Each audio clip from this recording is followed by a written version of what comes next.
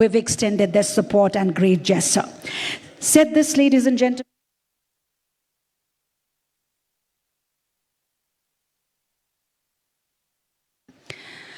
Ladies and gentlemen, may I now invite to the podium to extend the formal welcome to all our attendees, distinguished attendees here, the coordinator of the Nepal Investment Summit 2024 Steering Committee, Honorable Barshaman Pun, the Minister of Finance.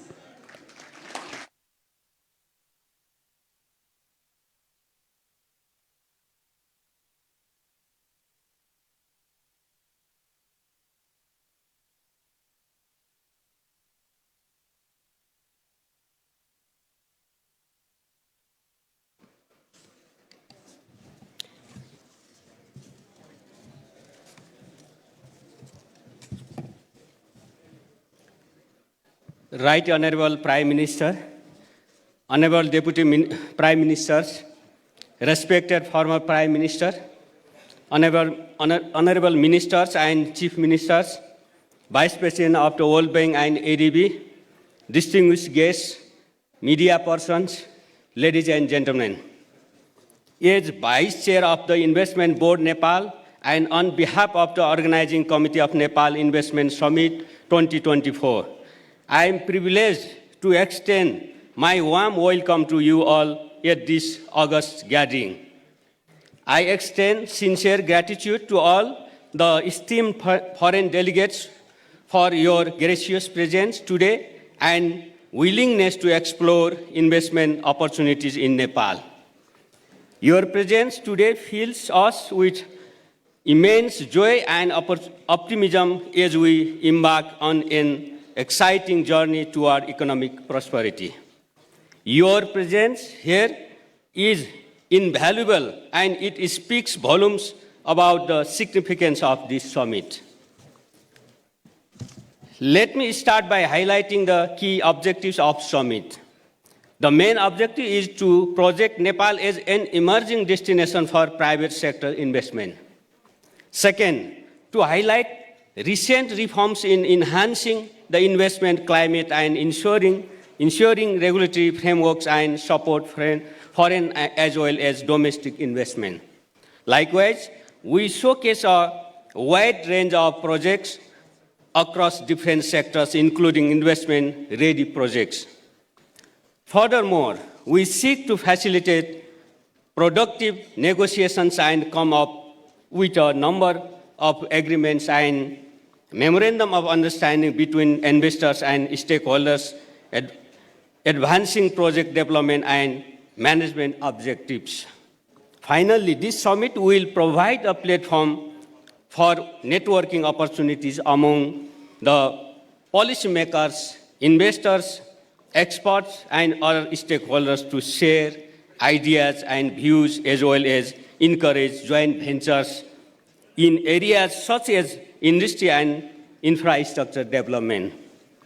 Let me briefly touch upon our aspirations for the future and the multitude of investment opportunities that lies ahead, which will be further enhanced through this summit.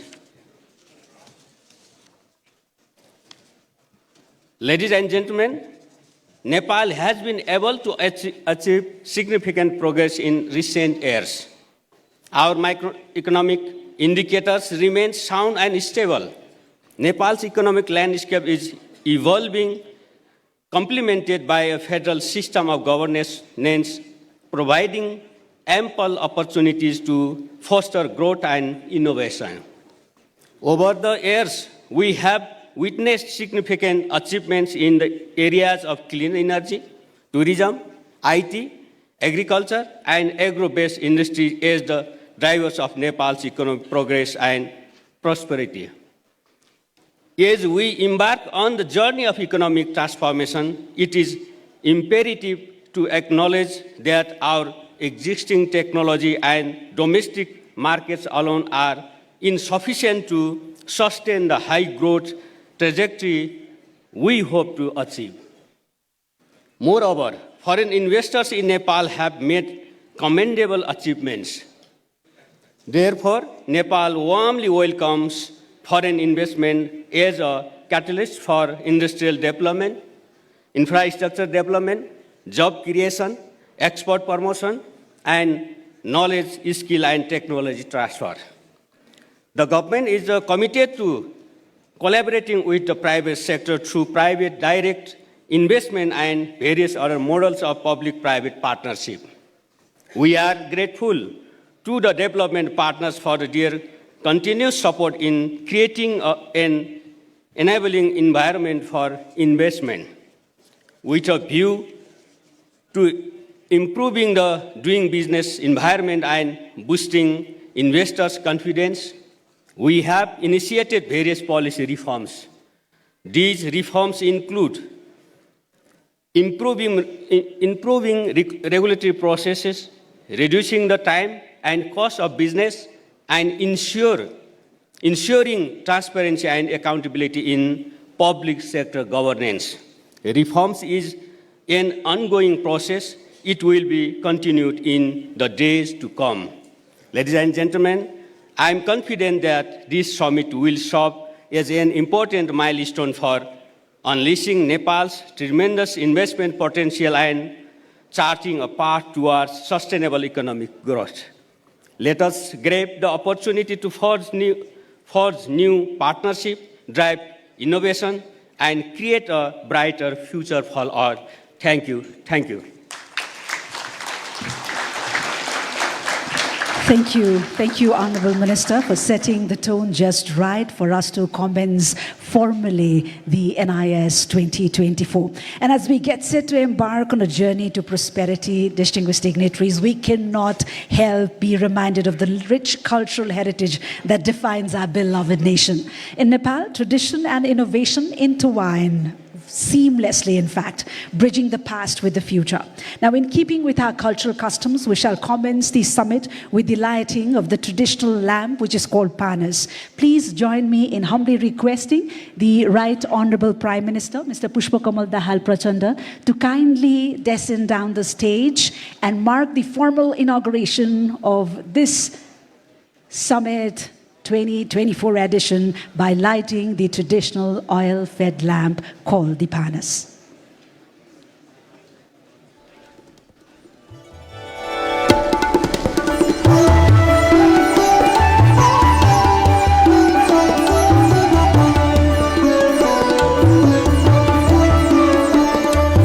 Thank you, Right Honorable Prime Minister. The NIS 2024 is formally open, ladies and gentlemen.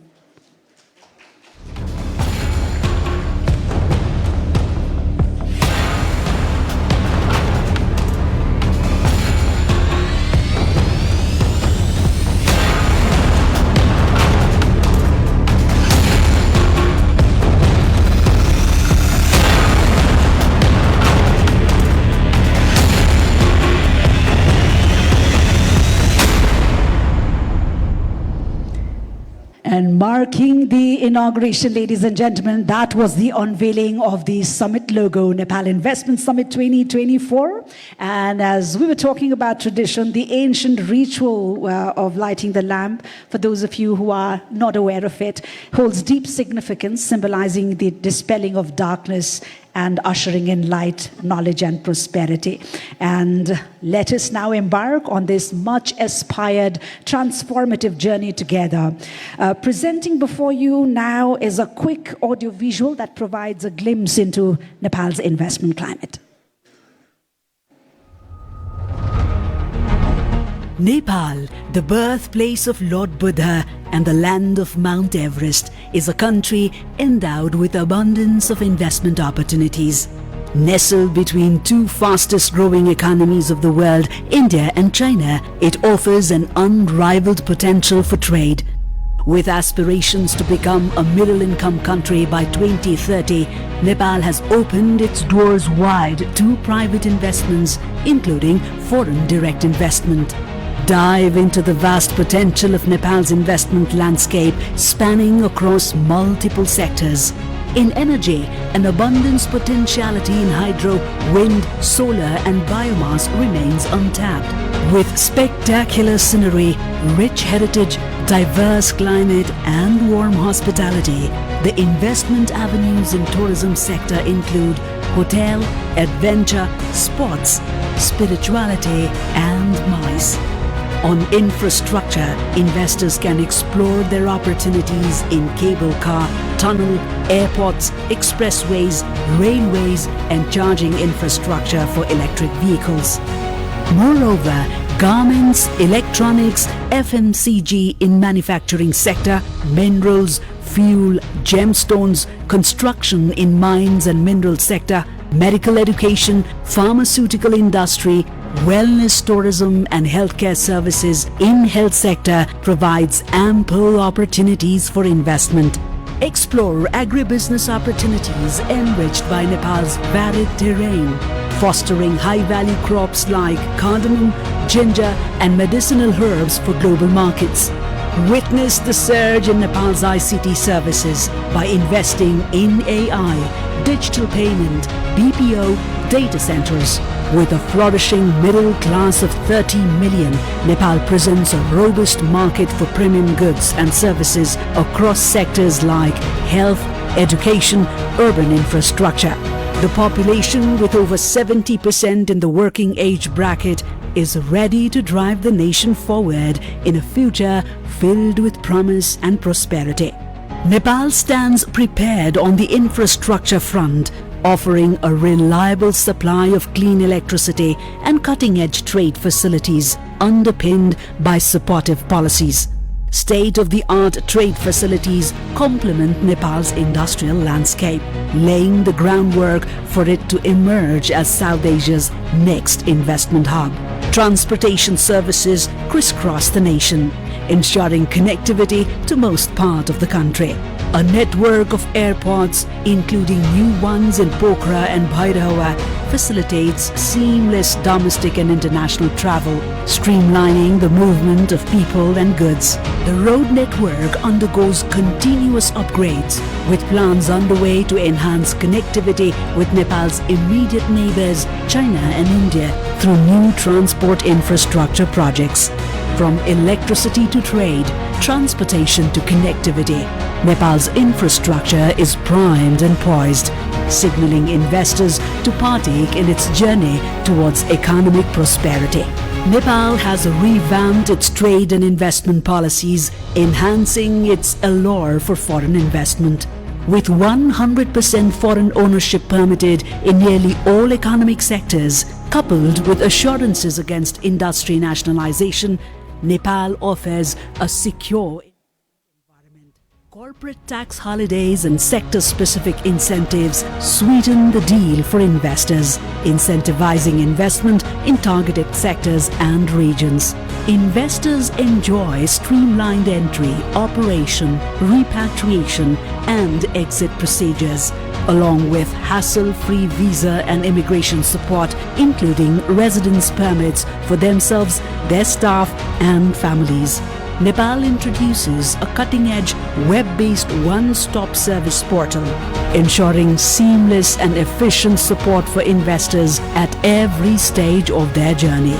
Nepal is ready to become the hub for accessing a combined market of about 3 billion people in the neighborhood and more in the region. Goods produced in Nepal are assured duty-free, quota-free market access to India, China and the European Union markets. With decades of experience in hydro generation, Nepal has already embarked on electricity trading ventures with neighboring markets. Nepal has bilateral investment protection and double tax avoidance agreements with multiple European and Asian countries. These arrangements provide a solid framework, assuring investors of the safety and profitability of their investments in Nepal. Come, join us. We are ready to facilitate your investment throughout life cycle.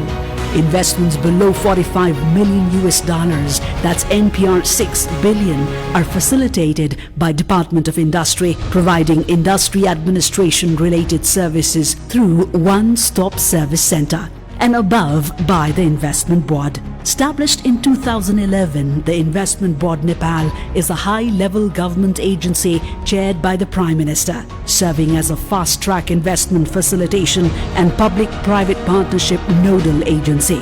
Beyond its towering peaks, Nepal emerges as a promising investment destination, brimming with competitive advantages and abundant business prospects.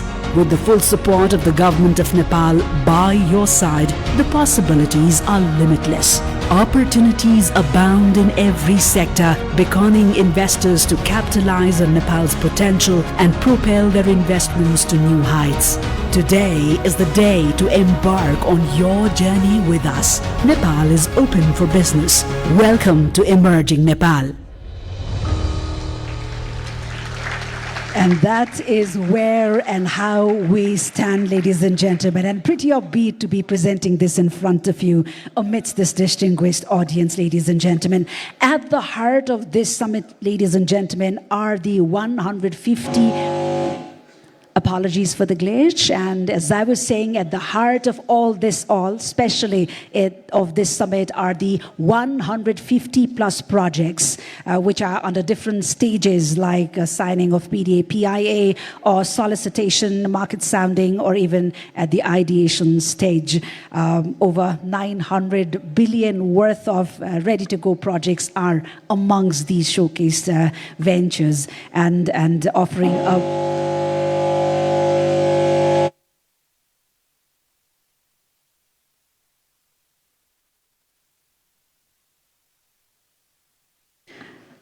My sincere apologies for this technical glitch, ladies and gentlemen. I'm sure everybody's upbeat here, including the technical equipments, and I'm sure the technical box would be fixing it quite quickly. And as I was saying, what all these 150 plus projects are doing here is offering a broad spectrum of viable investment opportunities for you all to come and join hands with Nepal. And of course, there will be deliberations over the opportunities, including deliberations, intense deliberations over the constraints and bottlenecks as well. And to provide a base, a direction, and food for these guided deliberations, which are spread across the 2 days under this very roof of the summit, ladies and gentlemen, we shall now have the privilege of hearing from our high dignitaries who are gracing us at the inaugural session.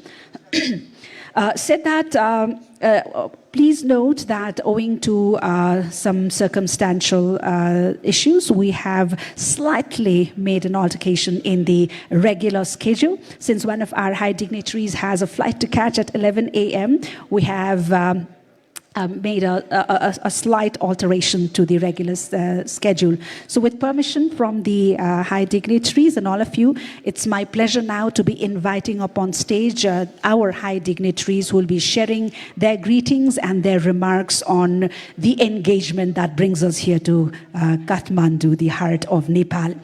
Said that, may I invite up on stage our very special guest, His Excellency, the Ambassador of China to Nepal, Mr. Chen Song, to say a few words and invite his high dignitaries represented at this distinguished forum.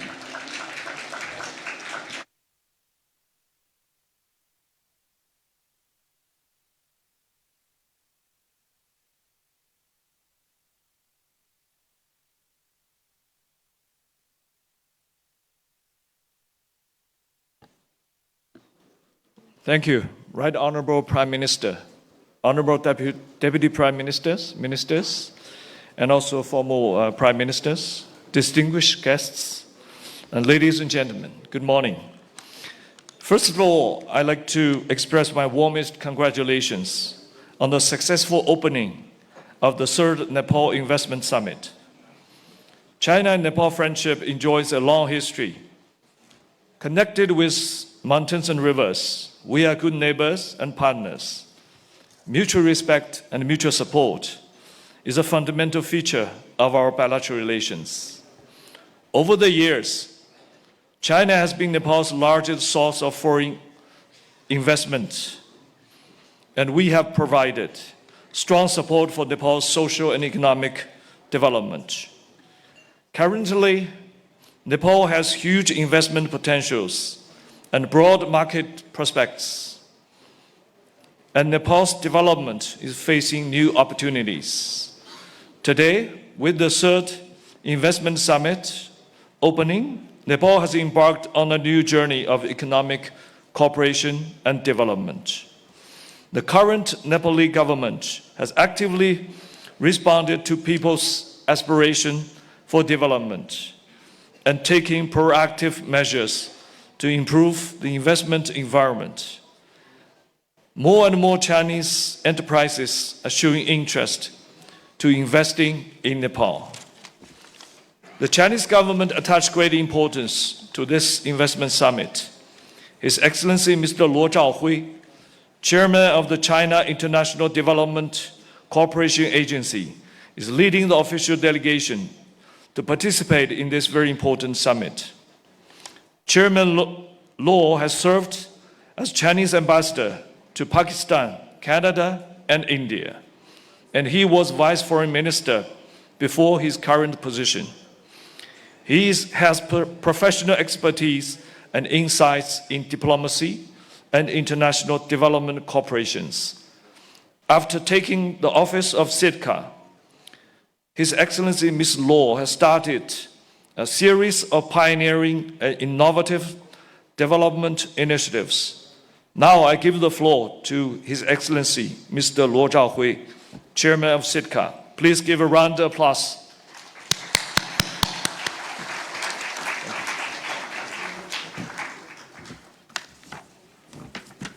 Your Honorable Prime Minister Prachand,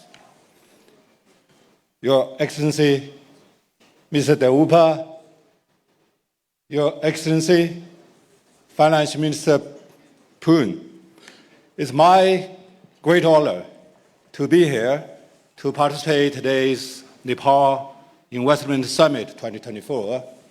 On behalf of Chinese government, I would like to express my sincere congratulations to today's opening ceremony.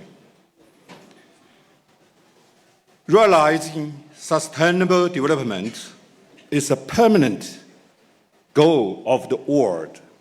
The investment is necessary for the development. Against the current global geopolitical environment, shortage of development and investment is the biggest challenge all of us facing. The UN 2030 Sustainable Development Goals, SDGs, is lagging behind. That's why today's summit is of very special significance. Nepal is a very beautiful country with great development potential and opportunities. Through the efforts of Nepal government and people, Nepal has overcome the COVID-19 pandemic and other difficulties and realized economic recovery, social stability, especially powerful recovery in tourism. Over 1 million overseas tourists have visited this country in a year. This are very positive development. More than that, Nepal is rich in resources such as cheap labors, hydropower, tourism, forestry, infrastructure. All of this area is full of potentials. All these favorable facts gave the world full confidence to invest in this great country, France. China attached great importance to our bilateral relations. In October 2019, President Xi Jinping paid a historic visit to this great country, one of the major achievements reached is to build the Trans-Himalaya all-dimensional connectivity network. Last September, Honorable Prime Minister Prachand paid an official visit to China. Our leaders have reached important consensus guiding our future cooperation.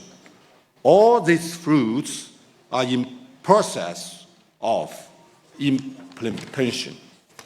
I'm happy to see that in 2020 to 2023 fiscal year, China stood as Nepal's largest source of foreign investment again.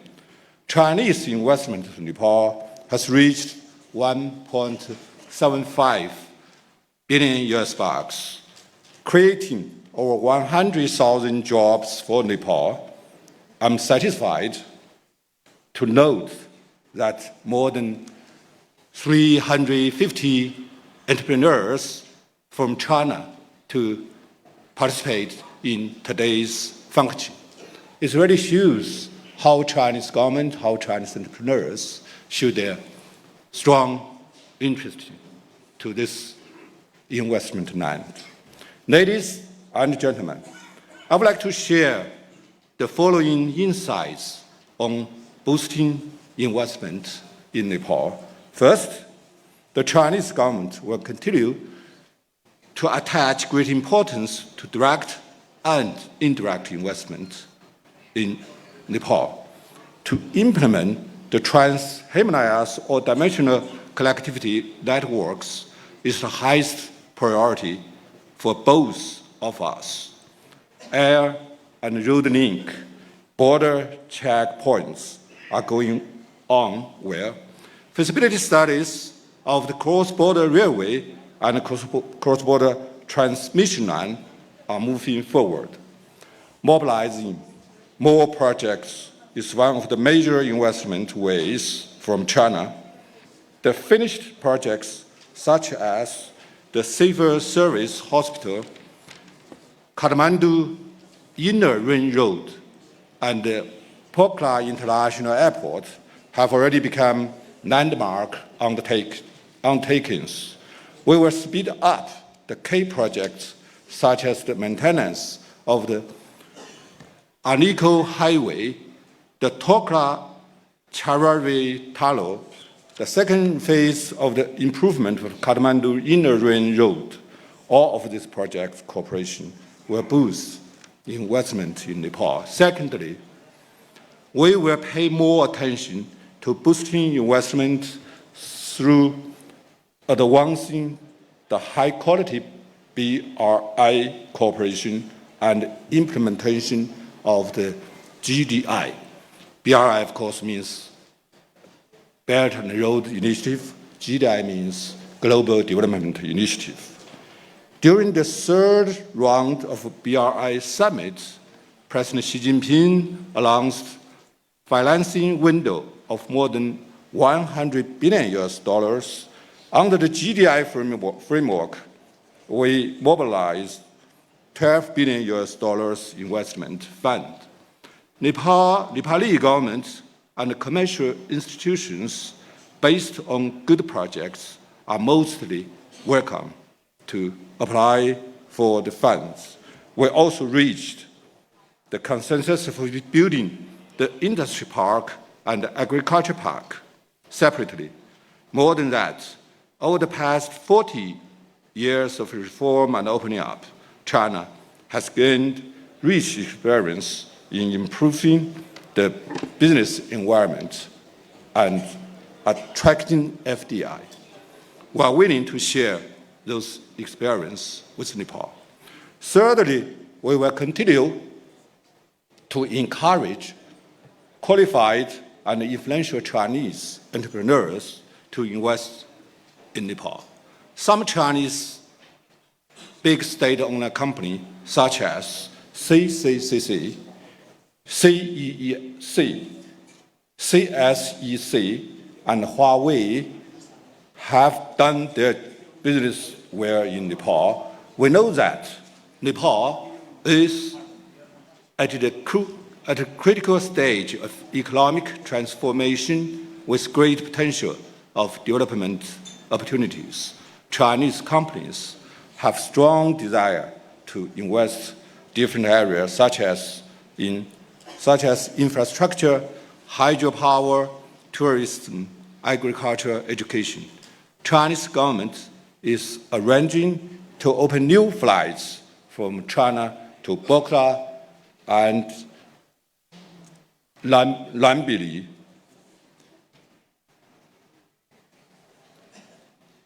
And Nambili Buddha International Airport.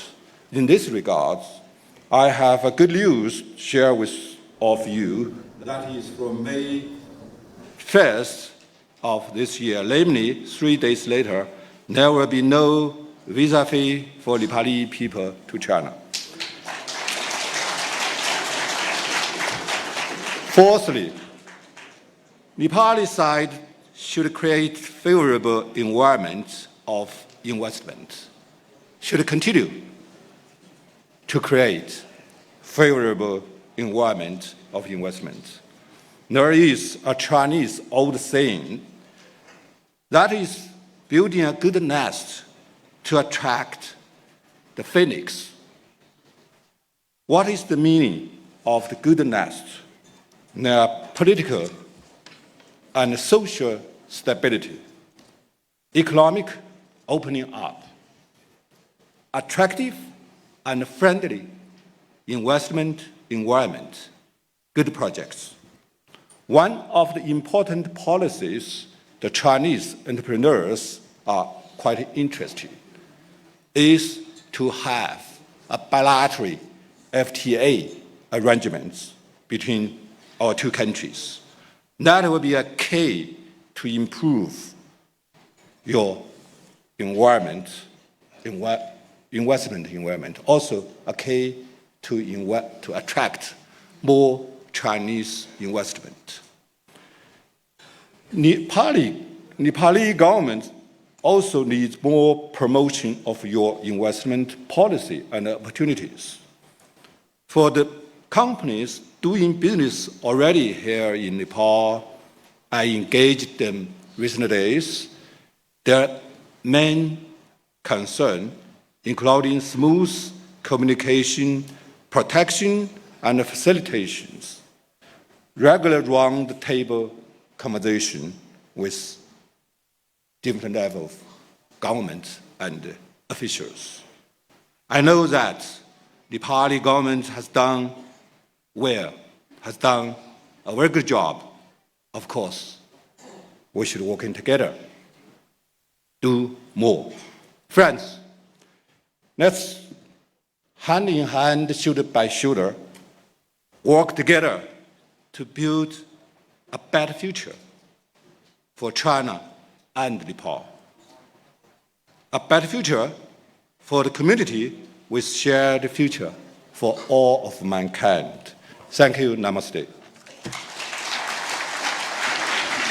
Thank you, Your Excellency, for adding all that impetus to our enthusiasm and for the great suggestions and assurances that you bring along. And special thank you for gracing us today here at this event. Ladies and gentlemen, since His Excellency has to catch a flight at 11 a.m., we had to make a slight alterations in the schedule. Now we get set to return back to our regular schedule. And before we do that, our attention certainly has been drawn to the individuals, our esteemed invitees who are having to face the brunt of standing at the hallways. I would want to bring to your notice that we have 2 other spillover halls where you can very much witness all the proceedings live. So if you could find your way, our volunteers and members from the organizing team are spread outside at the lobby. If you could find there, and you would be very much comfortable there. Thank you for this great spirit that you add to this event. Said that, let me draw your attention back to the schedule of the formalities up here. Ladies and gentlemen, we shall now hear from one of our steadfast and long-standing partners who has extended support in one of the key priorities of the Nepal government over the many years we've worked together. So my pleasure of inviting up on the stage the Chairman and Managing Director Designate of Satluz Jal Vidyut Nigam SJVN, Mr. Sushil Sharma, to share his remarks.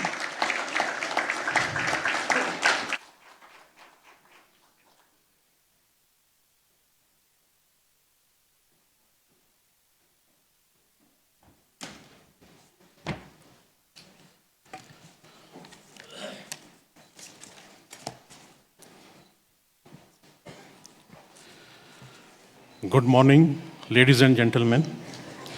Right Honorable Prime Minister of Nepal, Cabinet Ministers, Chief Ministers, Chief Secretary of Government of Nepal, Secretaries of Government of Nepal, other dignitaries of Government of Nepal, His Excellencies, ambassadors of different countries, representatives from development partners, and media persons.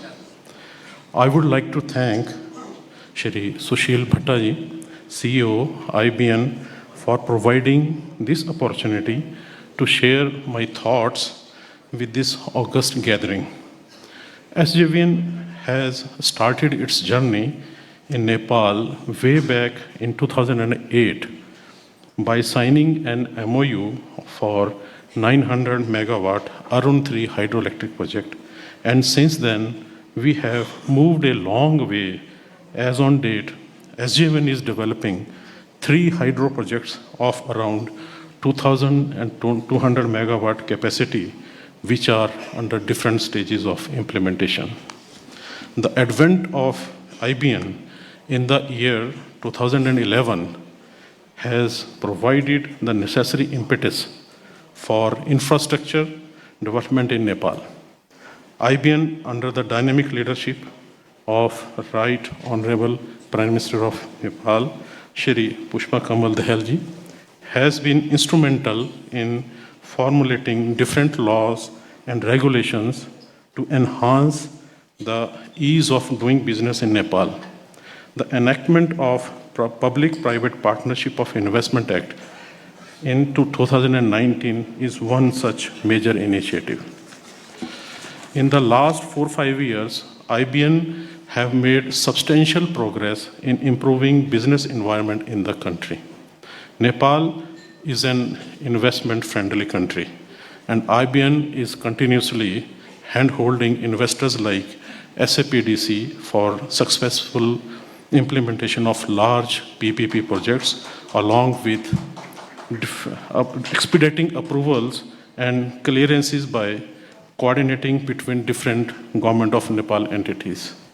I am happy to say that the progress of Arun 3 hydro project is more than 74% work of project stands complete as on date, which exemplifies the role of IBN in facilitating mega projects and guide FDI-based investors. The expeditious clearance of Lower Arun DPR in a record time of 90 days, which has not happened in India itself, and conclusion of PDA and its signing are few such examples, which in itself demonstrates the capability, competency, and pace at which IBN can deliver. The IBN has proactively provided support for us for the import of construction material, machinery, plant and equipment, remittance of payment to foreign suppliers, coordination with different stakeholders, approvals, etc., in a time-bound manner, which is commendable and praiseworthy. Let's give applause to IBN for this thing.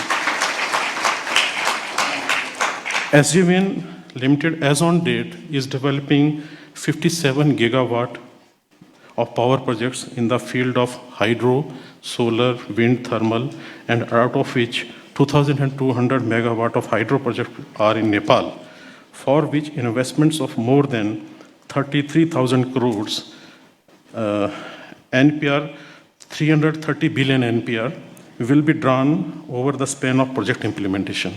I would like to highlight that SJVN is committed to generate more than 5,000 megawatt of hydropower in Nepal by 2030, out of the total economical viable potential of 42,000 megawatt.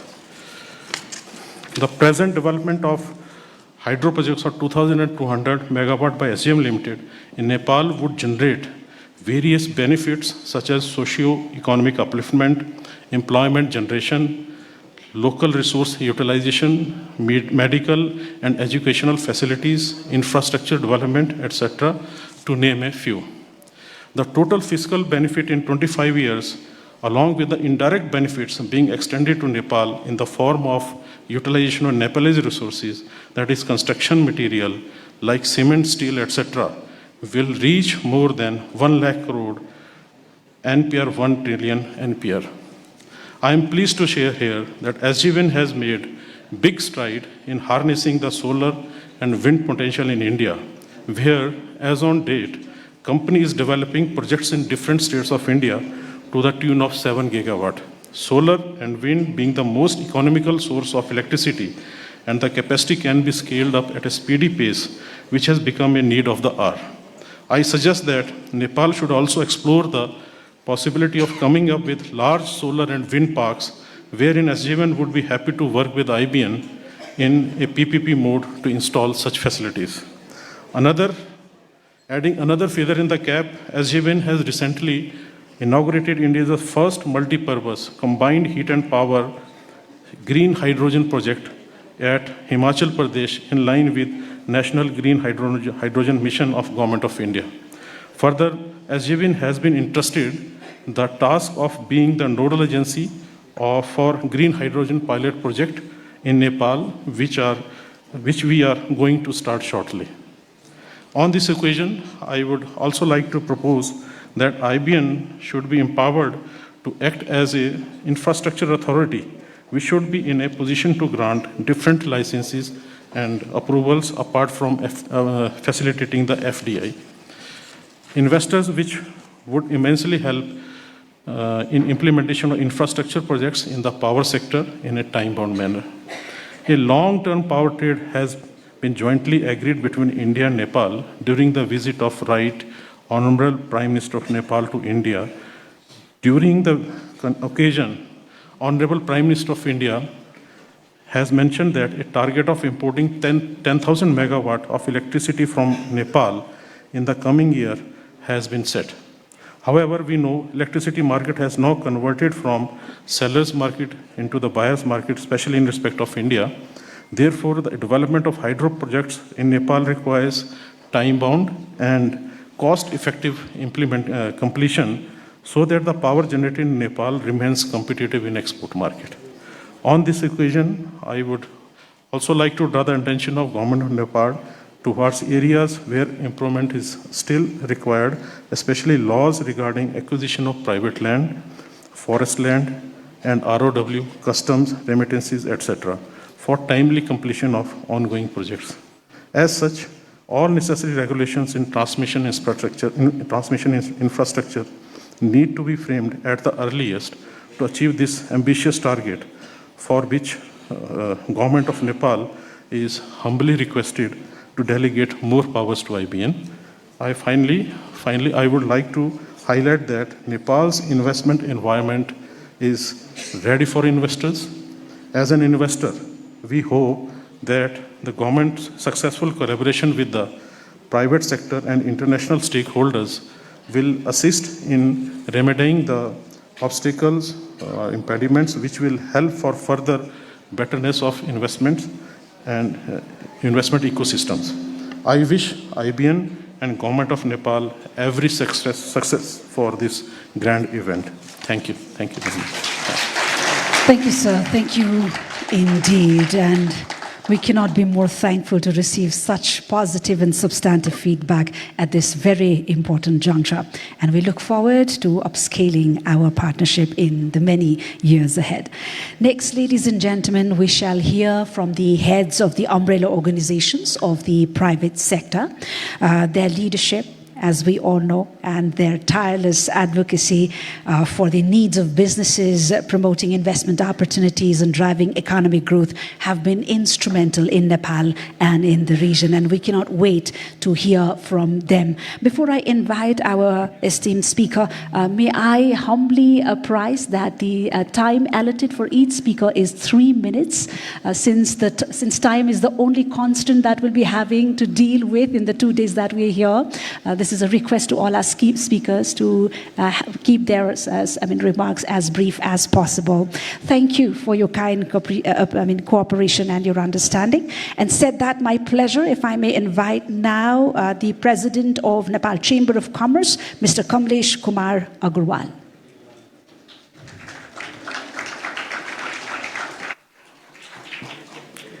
Right Honorable Prime Minister Pushmo Kamal Dal, distinguished guests, ladies and gentlemen, a very good morning. I welcome you all to this mesmerizing country of Himalayans. It is indeed a proud moment for the country to invite you all to the Emerging Nepal Investment Summit 2024. We have all gathered here to have a dialogue on investment opportunities in the country, which shall ensure progress, sustainability, and perpetual growth in this nation. Every growth chapter begins firstly with a change in mindset. As I stand in front of you and heartily welcome you all, the feeling of hope and optimism is present in the vision of developing Nepal. We realize that capitalizing on the potential cannot be achieved alone. However, it is very much possible through strategic investment, innovative and long-term partnerships and unwavering commitments. Understanding the importance of the shared model concept, I would like to once again emphasize the history and legacy of the Nepal Chamber of Commerce and its contribution to the development of Nepalese economy over the last 7 decades. Today also it plays an important role as a strong linkage between the government and the private sector, facilitating and promoting all ways of growth of commerce and industries in the country. We appreciate your presence as a prospective investor, which shall be instrumental in the whole economic prosperity of the people of Nepal. Your confidence to invest in Nepal will definitely be a stepping stone towards prosperous Nepal. As we face hubs, mines and minerals and agriculture products, Nepal's demographic advantage provides more than 57% of the population falling within the working age group, which essentially provides capacities to various sectors. Energetic and lower labor cost still makes Nepal an attractive destination for industries looking to optimize production. The strategic location of Nepal between 2 giant economies of India and China provides access to the biggest consumer market of approximately 3 billion people, nearly 35% of the world population. Nepal's abundant endemic medicinal and aromatic plants, long history of traditional medicine, its international image as a place of spiritual healing provide unique advantages in today's global health and wellness industries. Being ranked Nepal 19th globally in terms of highest remittance as percentage of GDP, it shows a good level of disposable income of its population, hence it drives consumption within the market. Various global platforms have promoted Nepal as a must-visit place, thus showing opportunities in the tourism sector. Global warming and climate change is one of the most burning issues and challenges faced by all of us. As the world is shifting towards zero emission through renewable energy sources, Nepal has a unique competitive advantage to lead the way in harnessing the power of green hydrogen. By embracing this technology, we can not only visualize a greener environment, but also mitigate climate change while following the path of economic growth. Various bilateral agreements, along with active membership in different regional and international associations of nations, also provide an open, supportive climate for investments in Nepal. We business communities, Nepal is experiencing a socialist-oriented market economy with a strong commitment of all political parties to further continue this and reach newer heights of development by facilitating easy entry, smooth exits, and repatriation of return in the form of capital appreciation and dividends. I would also like to remind and think of the initiatives taken by the Nepal government to propose amendments in various acts and regulations to create a better investment conducive destination. Lastly, I would like to conclude by urging all present here to wholeheartedly embrace the spirit of innovation and collaboration and embark on a journey of growth, prosperity, and shared success. Together, let us unlock the full potential of Nepal and make our way towards a better tomorrow. Thank you. Looking forward to today's session. Have a great day. Thank you. Thank you, sir. Thank you indeed. Ladies and gentlemen, please join me now in inviting the President of Confederation of Nepali Industries, CNI, Mr. Rajesh Kumar Agarwal. Right Honorable Prime Minister, distinguished dignitaries, ladies and gentlemen. It is with great honor and privilege that I stand before you today as the President of the Confederation of Nepalese Industries at this auspicious occasion of the Nepal Investment Summit 2024 organized by the Government of Nepal. We are delighted to have the opportunity to be as one of the co-organizers of this prestigious event. Today's gathering marks a pivotal moment in our nation's journey towards prosperity and growth, and I am deeply humbled to address such a distinguished audience of investors, policymakers, and visionaries. Nepal, with its abundant natural resources, cultural diversity, and strategic location, presents a wealth of opportunities for investors seeking to make a positive impact while achieving sustainable returns. From tourism to technology, infrastructure development to renewable energy, education to healthcare, our country offers a fertile ground for innovation, entrepreneurship, and inclusive growth. I extend a warm welcome to investors from around the world, inviting you to explore the myriad investment prospects that Nepal has to offer. Together, let us seize this moment to capitalize on the momentum generated by this summit and translate it into tangible investments that drive job creation. Nepal's unparalleled natural beauty, including the majestic Himalayan range and diverse cultural heritage, marks it as a prime destination for adventure seekers, nature enthusiasts, and cultural tourists. With a strategic focus on sustainable tourism practices, there is significant room for investment in eco-friendly accommodations, adventure tourism services, and infrastructure development. Nepal, in the realm of IT, has been making strides to position itself as an emerging IT hub in the South Asian region. Nepal's exports of IT services experienced an extraordinary surge, reaching a remarkable figure of $515.4 million in the year 2022.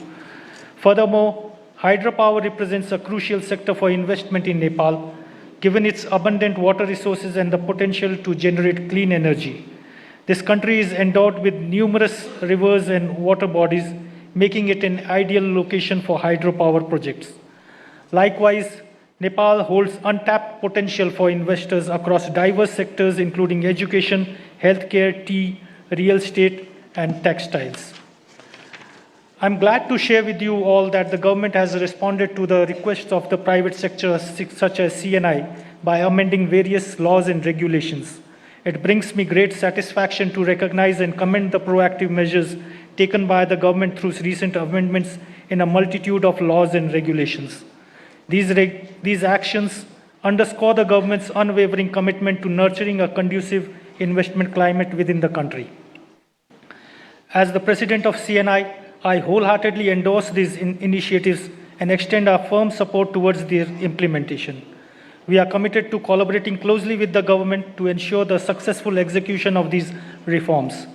While we have made significant strides, I firmly believe that there is still much ground to cover. I am optimistic that the government will continue to extend its support and foster a favorable environment for investors in the days ahead. Also, please rest assured that CNI is committed to providing unwavering support and assistance to investors seeking to navigate the intricacies of the Nepalese market.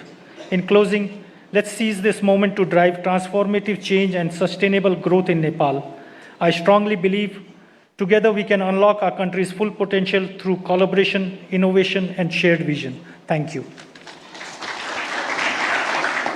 Thank you, sir. Thank you indeed. May I now invite for his remarks the President of the Federation of Nepali Chambers of Commerce and Industry, FNCCI, Mr. Chandra Prasad Dhakal.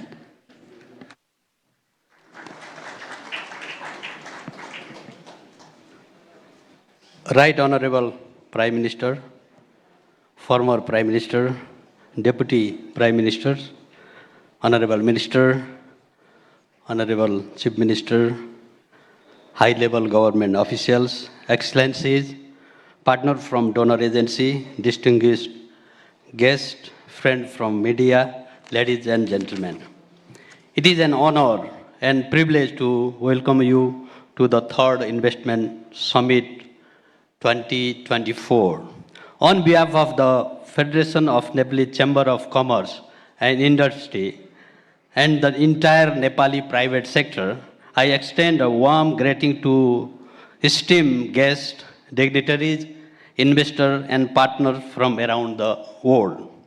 We are deeply honored by the presence of our Right Honorable Prime Minister Pakamal Dahal, an esteemed investor, highlighting the significance of this summit and referring our collective commitment to unlock the Nepal immense potential.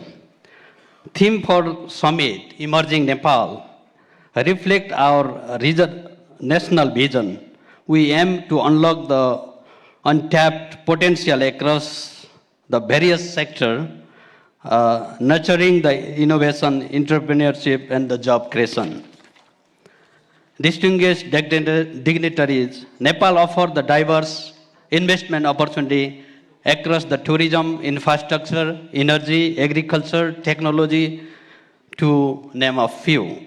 Nepal lies in the strategic location that presents the unmatched investment potential. The proximity of the two powerful economies, China and India, with the market size of the more than 2.7 billion people, Nepal serves as the gateway to vast market and untapped opportunities. There is a huge opportunity in the renewable energy. The recent power trade agreement to sell the 10,000 megawatt of the energy with the India and the long-term power trade agreement with the Bangladesh, the single immense potential for the hydropower generation in Nepal and trade with the India, Bangladesh, and the South Asian markets. In the tourism, Nepal reaches the cultural heritage and the natural beauty with the modern infrastructure, including airports, road, cable car, theme park, hotels, and resort to welcome the tourists from around the world. Nepal, the land of hills and Himalayas, gods and goddesses, Lumbini and Pasupati and Muktinath has the many opportunity to be tapped. The growing outbound tourists from the India and China present an opportunity for Nepal, beautiful hill station and snow mountain.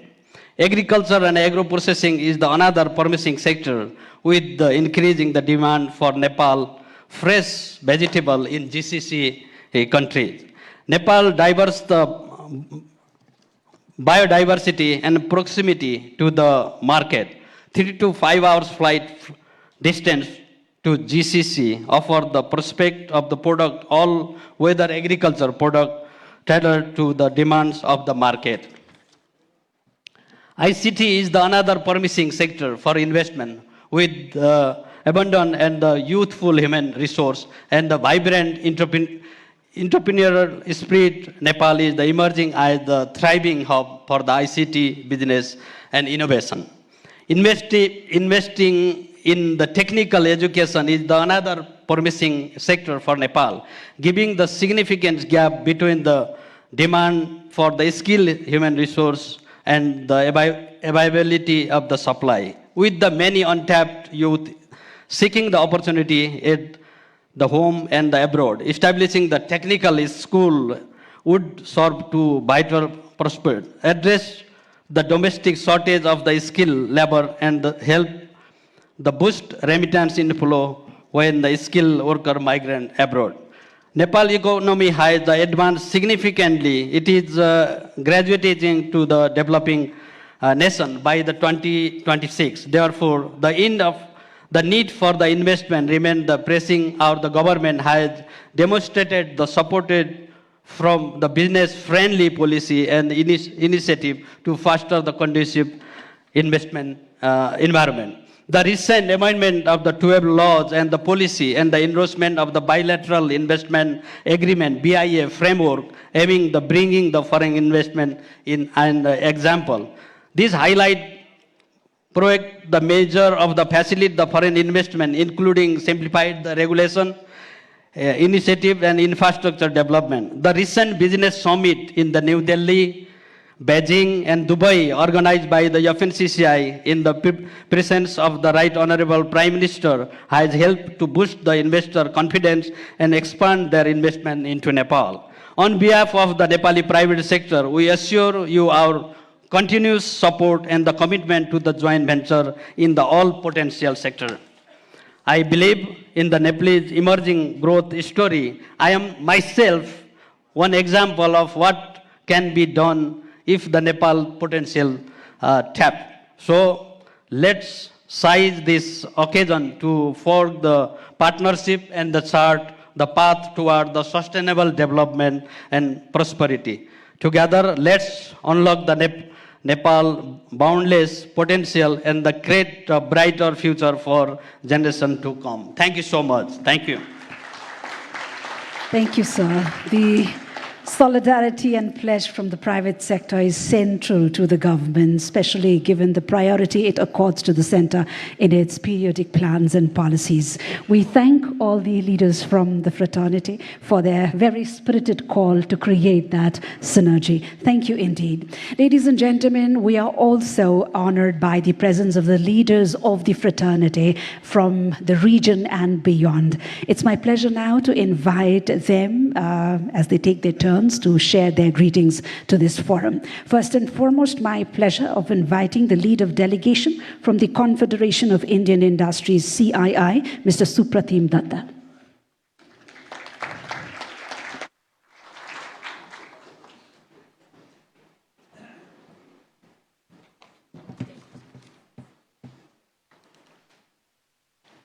Right Honorable Prime Minister, Mr. Pakmel Dahal, distinguished guests, ladies and gentlemen, it is a great privilege for CII to participate in the third edition of the Nepal Investment Summit.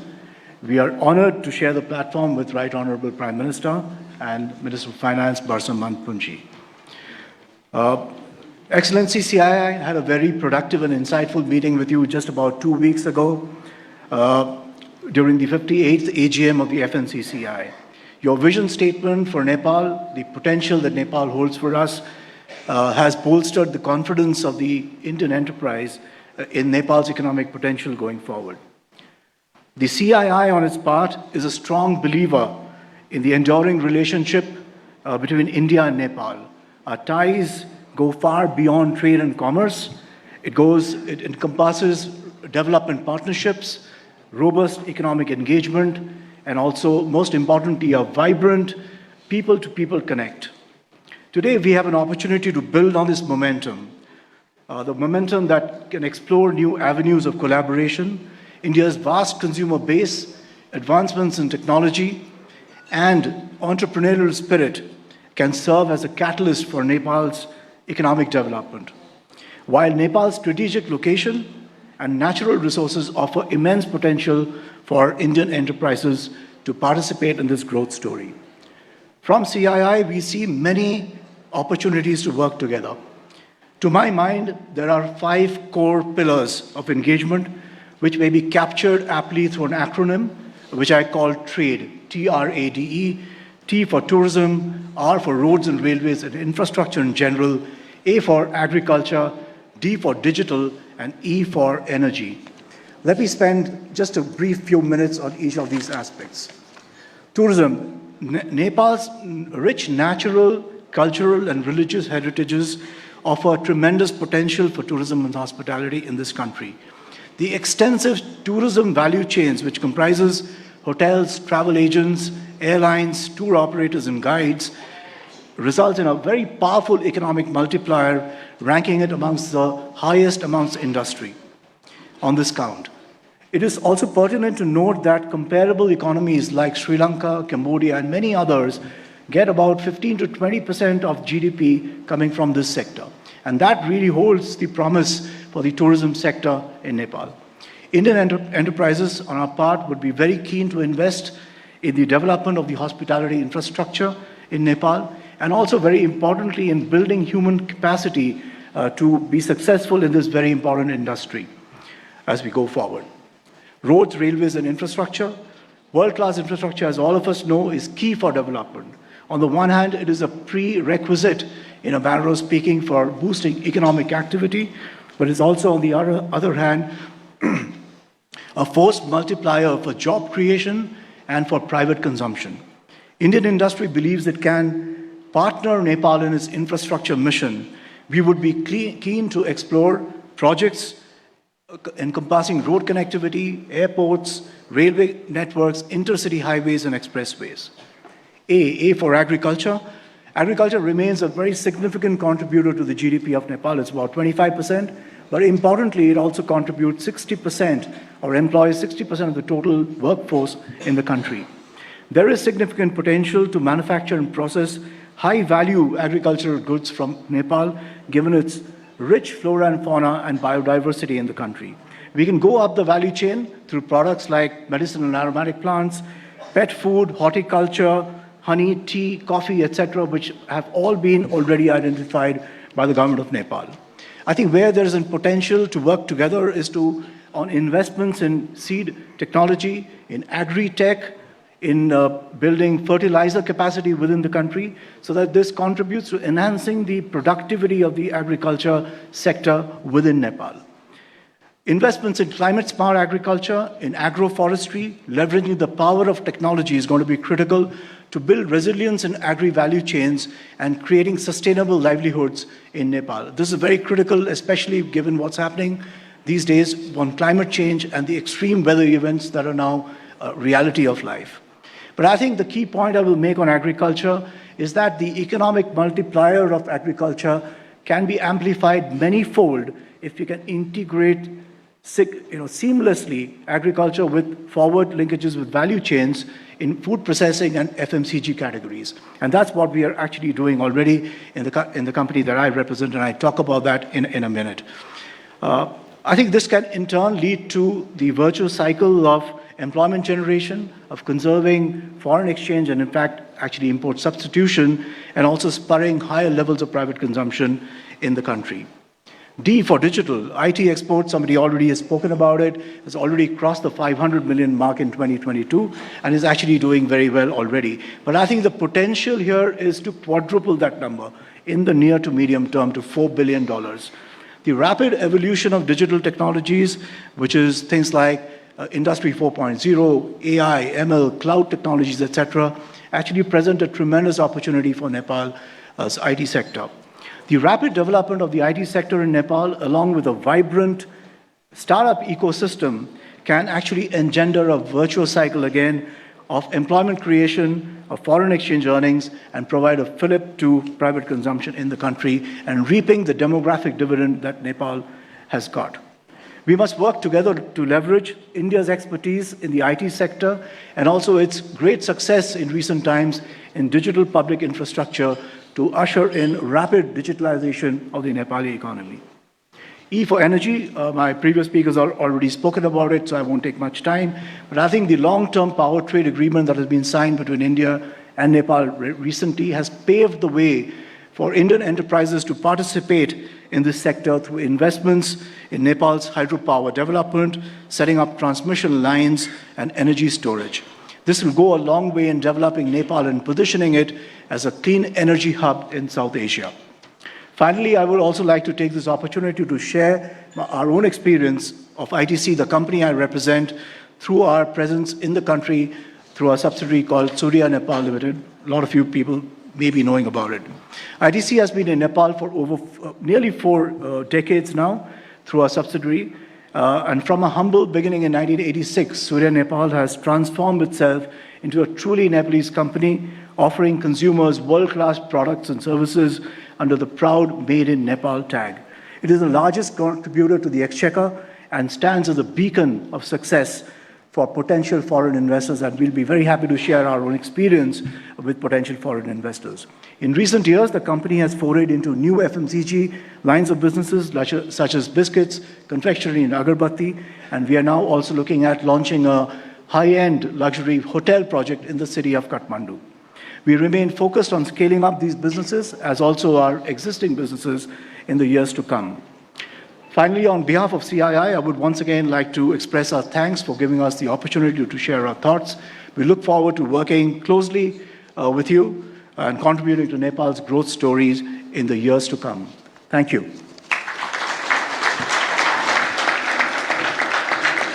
Thank you, sir. Thank you indeed. Ladies and gentlemen, with great pleasure, now I invite to share his remarks the Senior Vice President for South Asia of the United States Chamber of Commerce, Ambassador Retired Atul Keshav.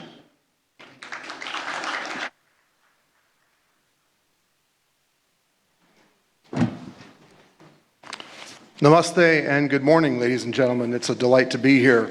Honorable Prime Minister, Minister Poon, members of the government, distinguished delegates, what a delight to be in Kathmandu. You know, we Americans are not neighbors, but His Excellency Ambassador Thompson, my dear friend, will tell you that Americans love Nepal. They love Nepal because it is the sacred land of Lord Buddha, it has the beautiful Himalayas, and the American people have had a deep love for this country for a very, very long time because of the warmth of your people. So it's a great honor to be here. Friends, I bring you the very warm greetings of the United States Chamber of Commerce in Washington, D.C.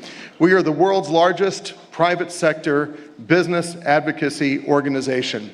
At our headquarters across from the White House, we were very honored to host Minister Poon last week, and we had a delightful time talking about the prospects for private sector investment in Nepal. Back in October, we hosted your Honorable Foreign Minister for the ceremony that accredited the very newest and 130th American Chamber of Commerce right here in Kathmandu, Nepal. So we've had very warm and friendly engagements with the government of Nepal, and we look forward to having that continue. And I invite all of you to come and visit us at the U.S. Chamber of Commerce in Washington, D.C. Friends, I last came here 10 years ago when I was an American diplomat, and there have been some real tough times in this country in the past 10 years. The earthquake, the pandemic, so much suffering. But what has really lifted my heart with joy in these past 2 days in Kathmandu is the amount of progress that Nepal has made despite these tough setbacks. The fact that you're having this wonderful summit, that you have a growing stock market, that you have a growing GDP, growing personal wealth is really remarkable. At the United States Chamber of Commerce, we believe in the Founding Fathers' credo of life, liberty, and the pursuit of happiness. And we want that for Americans, and we want that for all of the people of the world. And it's a delight to see Nepal doing well. In fact, particularly important is the reduction in poverty rate by an estimated 25% since 2011. I can tell you Kathmandu in the past 10 years has been transformed, and there's so much wealth and happiness on the streets, and that is exactly right and proper. Hosting this summit is a very strong signal to the world that Nepal is open for business, and we applaud you and your government for taking this initiative. The United States Chamber's mission in Nepal is twofold. First, we wish to support and recognize and celebrate the accreditation of the newest American Chamber of Commerce, and we really appreciate all of their hard work over the past 3 years to become accredited. The AmCham Nepal has the full support of the American business community because they are the representatives here of that community, and they are the leaders who will help drive private sector investment and facilitate commercial exchanges between the American people and the Nepali people. The AmCham here in Nepal can be a reliable, constructive partner in policy engagement with the government on ways to build a prosperous, free, sovereign, and happy Nepal for the benefit of all. Second, we want to understand the current business environment and the investment landscape in Nepal and understand the government's reform and liberalization agenda and its priorities. And in this regard, I want to say that I had a wonderful meeting with the Honorable Prime Minister and with the Honorable Finance Minister, and we heard very clearly the message of the government of Nepal about streamlining regulation, about ease of doing business, about speed of doing business, and about transforming Nepal through private sector investment. I also would say that we are taking this information back to the United States so that we can talk to our many thousands of member companies about the prospects in Nepal. Your presentation that we saw earlier was very compelling about the comparative advantages in Nepal, and I think that kind of messaging to the world is extremely important, so I'm very glad to be here. I would also want to thank our senior executives who traveled in with me, who came in from New Delhi. We have a lot of senior American executives in the region who make investment decisions. They're in Delhi, they're in Gurgaon, they're in Mumbai, of course, and in Bengaluru, and they're so close by. And these are people who are senior in American companies. They are empowered to make investment decisions. It is clear that Nepal has amazing opportunity in ICT, energy, tourism, agriculture, infrastructure, and financial services. These are areas of great interest for American companies. ICT particularly, I feel, can be a game changer. American digital economy companies are the leaders in the world, and they are interested in what's happening in Nepal. You have a wonderful demographic dividend. You have a fantastically talented and increasingly skilled populace, and this could be a real hotspot for American digital economy companies. In a way, Nepal can take full advantage of this by ensuring that the regulations that govern the digital economy are as competitive as possible. Because these companies, being digital, can hire wherever the best policy opportunities are. And if the policy and regulatory framework in Nepal is good, they will come. Friends, the development and unlocking of Nepal's rich hydropower resources through effective regulations and policies can also position the country as an energy hub and an exporter to the wider region, which will fuel considerable growth in this region and in Nepal, and of course generate tremendous amounts of revenue and prosperity for the Nepalese people. Clean energy could also sustainably fuel further investment in Nepal, particularly in energy-intensive products such as servers and data centers, especially relying on clean and renewable energy. Friends, while there's a lot that's been accomplished, and I really appreciate the rhetoric and the clear policy signals of the government of Nepal, I think that there's always more to do, and this is where American companies play a role. American companies have been in Nepal for decades. They are responsible stakeholders. They adhere to the very highest levels of ethics and managerial and technological excellence, environmental stewardship. They are very large employers in this country. They pay substantial amounts of taxes. They touch the lives of millions of people in this country, and they are working to build a better and happier life for all of the people of Nepal. Companies like MetLife, Coca-Cola, our digital economy powerhouses, are deeply dedicated to the happiness and prosperity of this country. And indeed, we believe in the role of the private sector in generating prosperity and wealth and happiness, and not generating debt and obligation, which is only a way to go backward. Creating a more level playing field for foreign companies, building regulatory predictability and mechanisms for stakeholder inputs, and focusing on ease and speed of doing business will generate further investment in Nepal. In the words of an old American film, if you build it, they will come.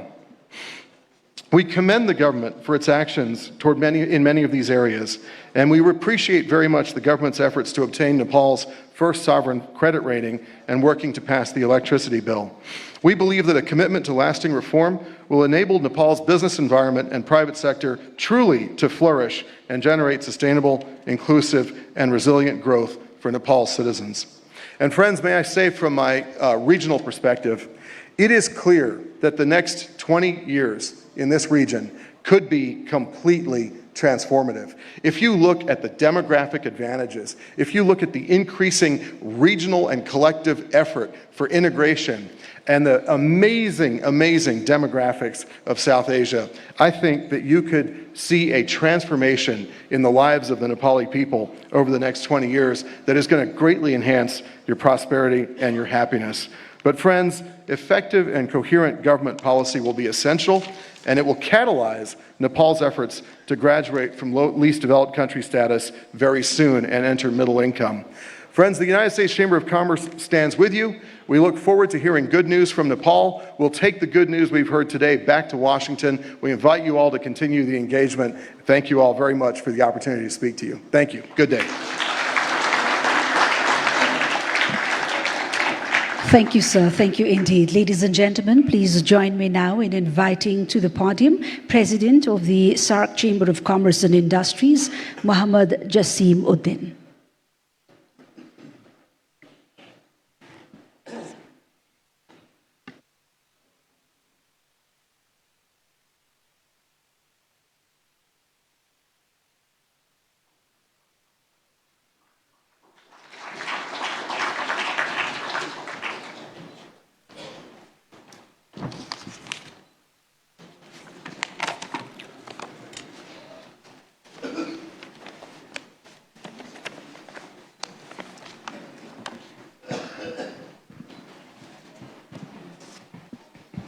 Right Honorable Prime Minister of Nepal, Mr. Pukmal Dahal, His Excellency Finance Minister, and the Honorable President of Nepali Federation Chamber of Commerce and Industry, other dignitaries in the dais, the Honorable Ministers, diplomats, business leaders, distinguished guests, members of print and electronic media, ladies and gentlemen, Assalamu alaikum and very good morning to you all. On this momentous occasion, I am honored to join the inaugural ceremony of the 3rd Nepal Investment Summit 2024, held in capital of Nepal, a beautiful city of home of the world's highest mountain peak. On behalf of SAARC Chamber of Commerce and Industry, I extend my heartfelt gratitude to the government of Nepal and the supporting organization for their dedication in hosting this prestigious summit for the 3rd time. The presence of such distinguished gathering today is a powerful sign of Nepal's growing importance and the business expansion of the global and regional scale. So I congratulate Nepal for this landmark arrangement. Distinguished guests, today's investment summit serves as a springboard for the further networking and the continuing potential investors, developers, national and global business leaders, policymakers, and other key stakeholders. This vital exchange will showcase Nepal's opportunities as a top investment destination. The SAARC region boasts immense potential, the vast market, a young and dynamic and the diverse resource. As a president of SAARC Chamber of Commerce and Industry, I am particularly excited about the future prospect and trade and investment between Nepal and the SAARC countries. However, we must also acknowledge the first challenge invited like South Asian Free Trade Agreement. The SAFTA and the SAFAs have yet to reach the South Asian. Their desired potential inter-regional SAARC trade remains below 7%. The NAFTA, this figure is over 40%. The 56% in EU countries and 22% is ASEAN countries, and the 5.36% is the Commons. Excellencies, it is highly relevant to triple this year the many of the fresh starters, the regional trade and the activity, the Ankara, the Akaura and Agartala rail link between India and Bangladesh was inaugurated recently. Similarly, India-Sri Lanka ferry service has resumed after 40 years, and the Bhutan-Bangladesh have entered into an agreement enabling the Bhutan use Bangladesh railways, airways, seaport, waterways, and the road transit. In addition, South Asian countries, particularly Nepal, Bhutan, and Northeast India, possess immense potential for the hydro power generation. The first ever regional energy market has been functional with the participation of India, Nepal, Bangladesh. This traditional activity highlights the hydropower and the central theme of the unlocking border benefits between Nepal and Bangladesh. We are looking forward the regional electricity market with the increase the energy synergy of the clean energy resources and the tapping immense hydropower potential in Nepal and Bhutan for low-cost energy crisis across the SAARC. The region also largely untapped the strategic manufacturing and trade hub that can be revitalized through investment, energy, agriculture, infrastructure, green business, logistics, and the connectivity, pharmaceutical, FMCG, healthcare, and startups with the innovation and driving sector add regional respect. To move forward, it is essential for the government to reason for creating business-friendly parallel policies, reducing trade and transport costs, and the transit the time along the regional corridors. The natural beauty of the rich cultural heritage South Asia, including both Nepal, Bangladesh, make them popular tourist destination. By joining forces, joint initiatives, we can create win-win situation for all the involved.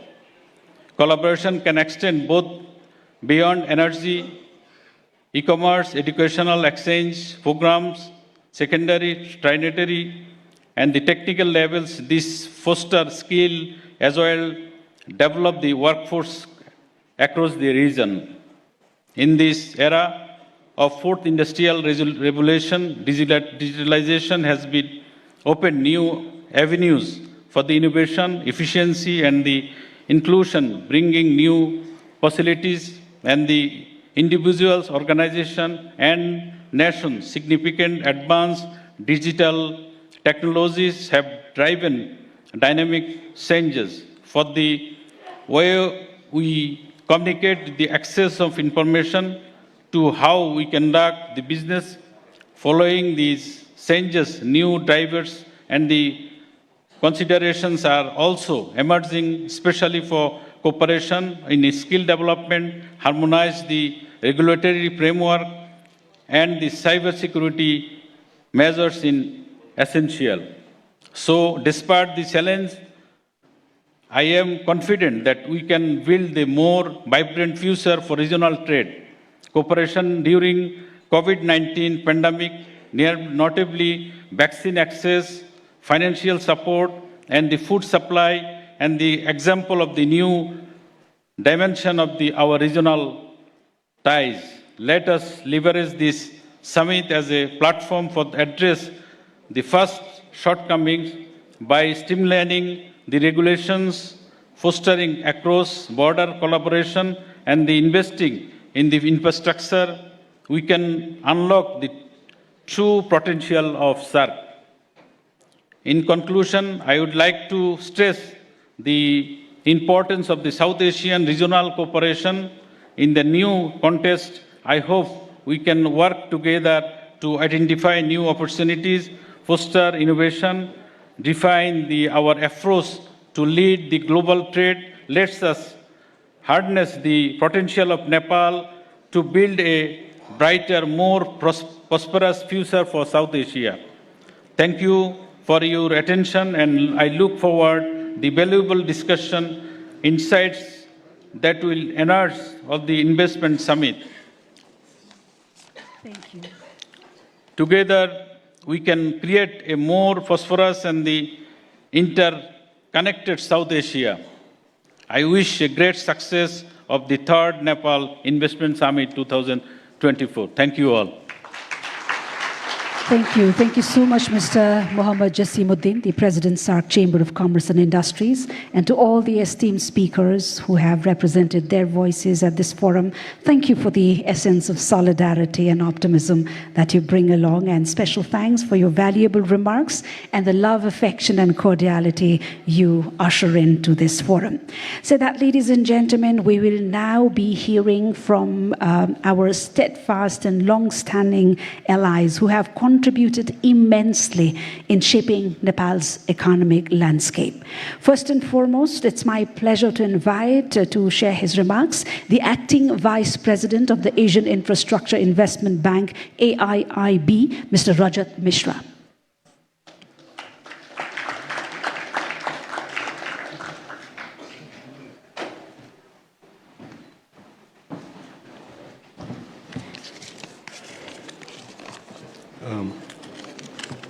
Right Honorable Prime Minister, Your Excellencies, dignitaries, ladies and gentlemen, Namaste. It's an honor to represent AIB and speak at this important event. And I will just try to focus briefly on how AIB can assist Nepal in its development journey. Nepal is at a historic cusp, scheduled to graduate from category of LDC to medium income country very quickly. And with robust macroeconomic stability and strong external sector, Nepal can capitalize on its strengths to further its development. Firstly, Nepal possesses a very strong democratic dividend with a young population. Secondly, Nepal is blessed with abundant natural resources, including hydropower, which has already been touched by a lot of speakers. Third, Nepal has a fertile land and rich biodiversity, which can support the growth of agro-industries. And last not least, Nepal's breathtaking landscapes, rich cultural heritage, and the majestic Himalayas make it a prime tourist destination. However, to fully harness these potentials, infrastructure development and connectivity is crucial, and which is where AIB can play a significant role. As the newest multilateral development institution with a focus on infrastructure, including social infrastructure, AIB has both sovereign and non-sovereign financing windows. We have, just to give a brief background, we have 4 thematic priorities, including green infrastructure, connectivity and regional cooperation, technology-enabled infrastructure, and private capital mobilization. And all of them resonate with Nepal's development needs. On the green infrastructure, for example, we see significant potential in export of hydropower to countries like Bangladesh and India, which have significant energy needs and rely on fossil fuels currently. So it will help significantly in greening of the energy sector in the region. We can help in development of renewable projects, hydro projects, transmission lines, cross-border connectivity, and so on, and where private sector participation is also very critical.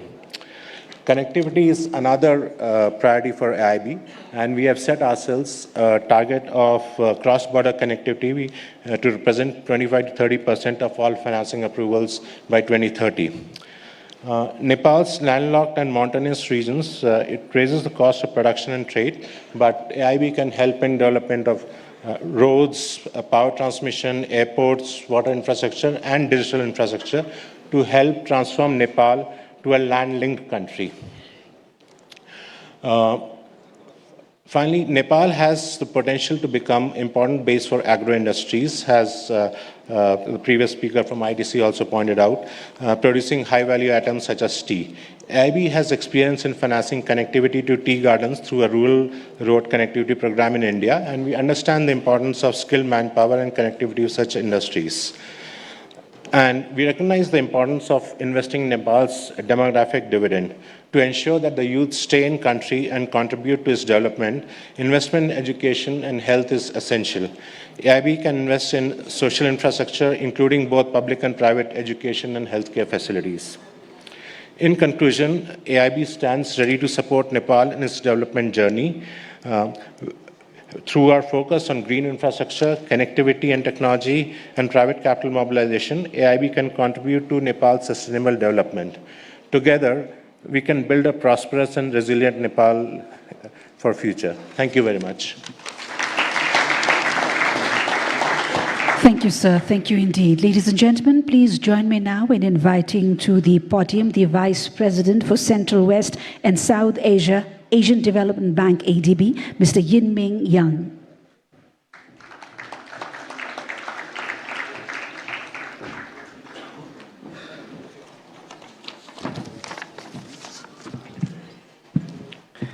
Honorables, Excellencies, ladies and gentlemen.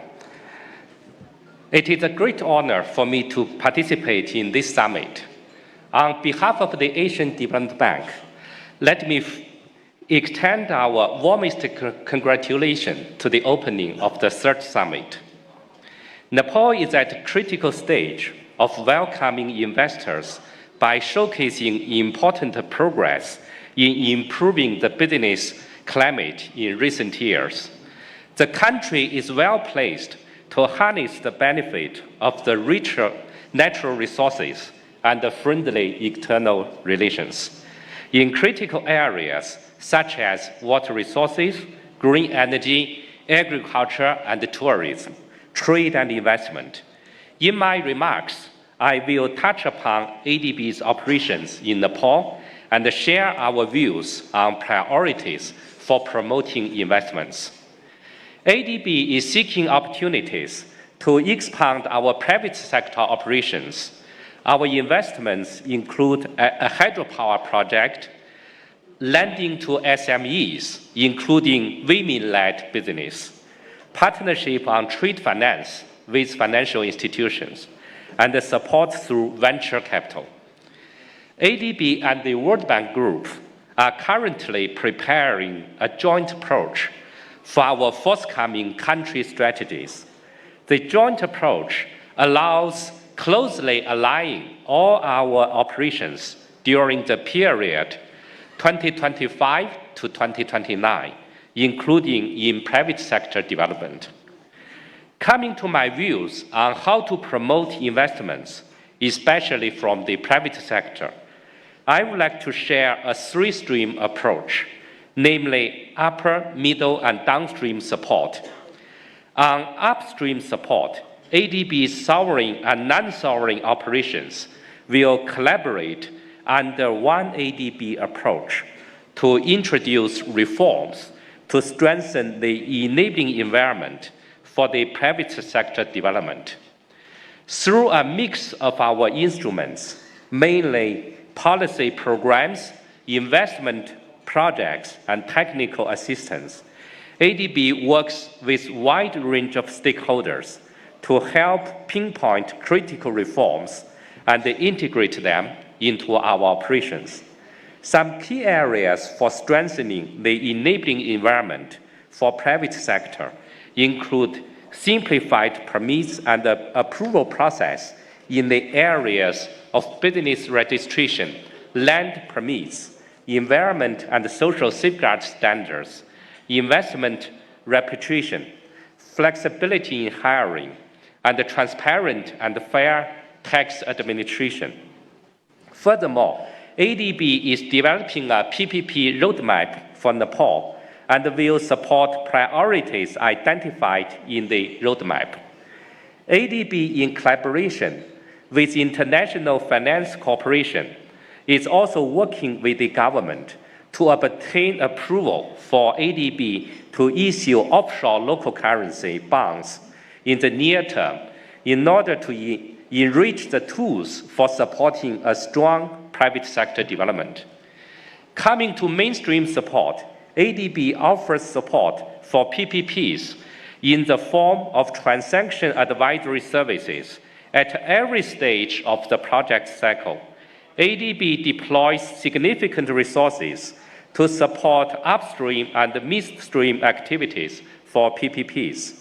ADB envisages some midstream opportunities for private sector support to be embedded in its sovereign operations, and will therefore screen each project at early design stage to identify such possibilities. For example, in the PPP roadmap for Nepal, our initial assessment shows the potential for PPPs in solid waste management, smart metering, solar parks, options and maintenance of roads and tunnels, consistent with ongoing federal reforms. Turning to downstream support, including climate finance, at Asia and the Pacific's Climate Bank, ADB aims to mobilize $100 billion in climate finance by 2030, and to increase support to climate change mitigation and adaptation to 75% of our overall commitment operations in terms of a project number. ADB supports the financing needs of our developing member countries, including the private sector, especially in meeting their climate goals and the net zero target. In Nepal, ADB expects mobilizing a combination of concessional resources and technical assistance to the private sector for large-scale climate initiatives. ADB will consider support for MSMEs, including women entrepreneurs in niche product value chains, such as horticulture, medical and aromatic plants, and non-timber forest products. ADB will also explore opportunities for mobilizing long-term private financing for infrastructure development, such as electricity generation from hydropower and other renewable sources. We will also explore ways to scale up business models and technology solutions to increase their impacts, focusing on digitalization, gender equality, inclusive finance, and climate adaptation, in line with the government priorities. ADB will further endeavor to diversify into other segments of infrastructure, such as high-quality telecommunication services, clean and affordable transportation, urban infrastructure and services, and tourism infrastructure. In closing, I would like to commend the initiatives taken by the government to promote investments and reiterate ADB's strong commitment to assist Nepal in attracting private sector investments with both our knowledge and lending services, and in partnership with all the other stakeholders, including the business community. Finally, let me wish a great success of the summit. Thank you. Thank you, sir. Thank you indeed. May I now invite upon stage the South Asia Regional Vice President of the World Bank Group, Mr. Martin Reiser, to share his remarks.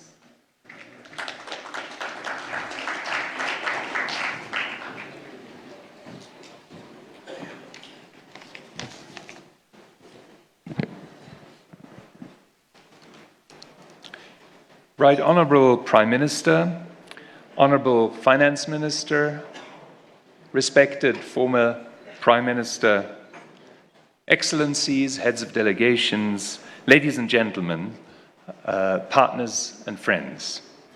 Namaste and a good morning, or by now almost good afternoon to all of you. It's a great pleasure to be back here in Nepal and very exciting to participate in this third Nepal Investment Summit. I'm here with a delegation of colleagues from the World Bank, from the IFC, and from MIGA. We, as the World Bank Group, are here to support Nepal's commitment to transform the country into an emerging destination for global investment. There are many things for Nepal to be optimistic about, and a lot of them have already been mentioned. Nepal's economic model has delivered growth and reduced poverty with an average rate of 4.3% in the last decade, elevating the country to lower middle-income status in July 2020. Nepal offers many opportunities for greener, more resilient and inclusive development. Lucrative growth drivers include the hydropower, tourism, agribusiness and IT sectors, which offer comparative advantages and export potential and can spur job creation. The government has taken many proactive steps to facilitate both domestic and foreign investment across sectors.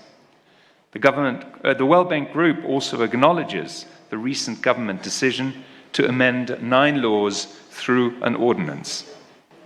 At the same time, Nepal needs higher levels of resources and investment to achieve its development goals, much more than what the public sector alone can provide. According to Nepal's National Planning Commission, Nepal will need to mobilize $2.75 billion per year in private investment if it is to achieve the Sustainable Development Goals by 2030. To improve the climate to attract these investments and crowd in private sector, both domestic and international, several priorities stand out. First, Nepal will need to continue to improve the legal and regulatory environment. My friend Yang Yingming has outlined a number of areas in this regard, so let me not dwell on this. Second, we recommend the development of a national investment policy that translates broader FDI and domestic investment targets into specific strategies across sectors. One of the previous speakers mentioned the long-standing dialogue we've had, for example, on the development of the electricity bill.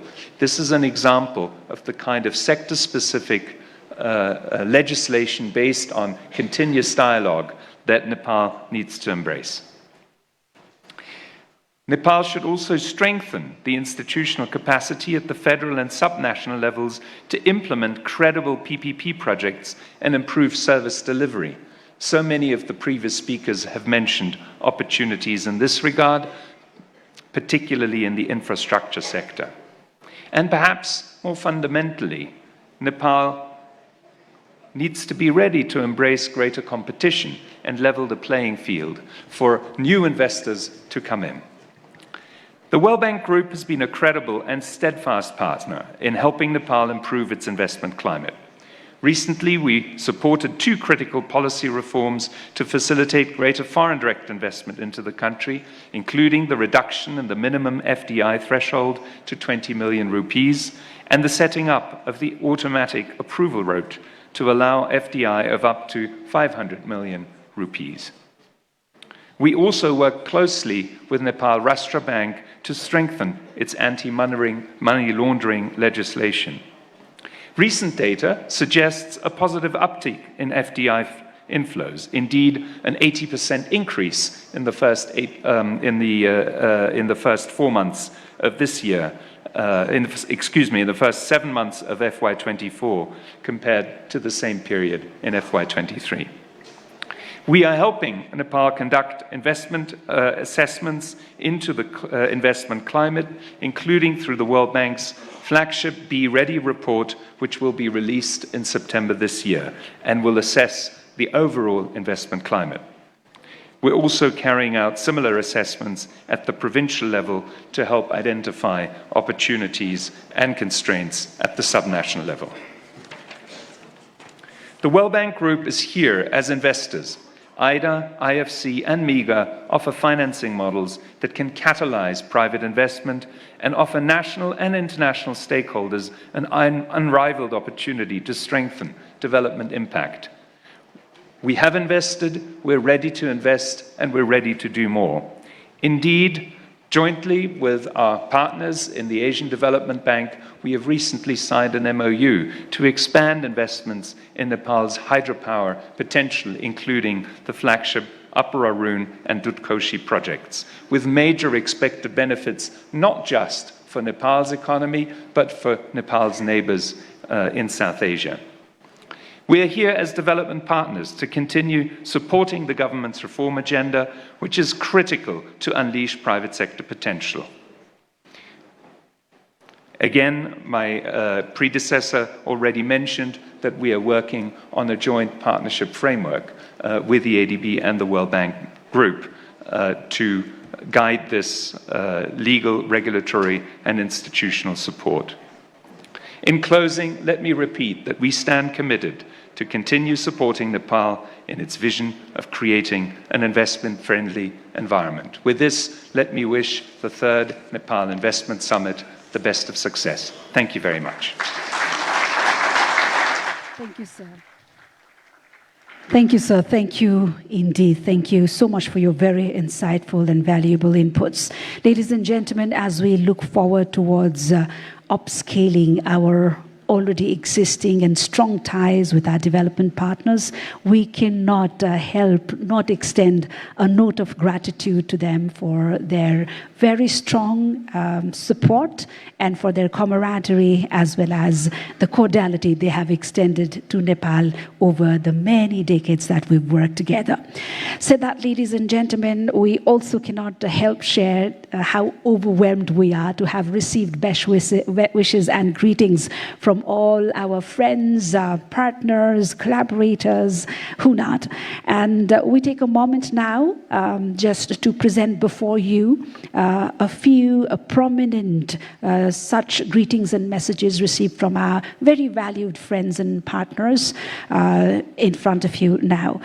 First and foremost, allow us to draw your attention towards the screen now as we play the video message received from the Secretary General of the United Nations Conference on Trade and Development, Her Excellency Madam Rebecca Greenspan. Your Excellencies, the Right Honorable Prime Minister Pakamal Dahal, Ministers, Honorable Deputy Prime Minister and Minister for Foreign Affairs Narayan Kaji Shrestha, Honorable Finance Minister Barshaman Pun, distinguished delegates, investors, business leaders, ladies and gentlemen, dear friends. As Secretary General of the UN Trade and Development Conference, it is with great honor and a sense of shared purpose that I address you today at the 3rd Nepal Investment Summit. Nepal, a land of breathtaking natural beauty, rich in resources, culture, and a dynamic workforce, is already on a positive growth, heading to graduate from the least developed countries category in 2026. Its young and dynamic population, a strategic location at the crossroads of Asia, and a growing appetite for progress, is poised to become a regional beacon of inclusive growth and innovation.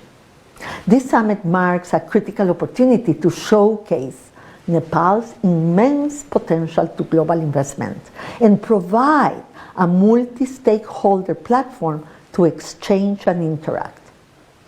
Both from hydropower and renewable energy to sustainable agriculture, tourism, and the technology sector, Nepal offers diverse and lucrative investment avenues that promise meaningful contributions to the nation's development trajectory.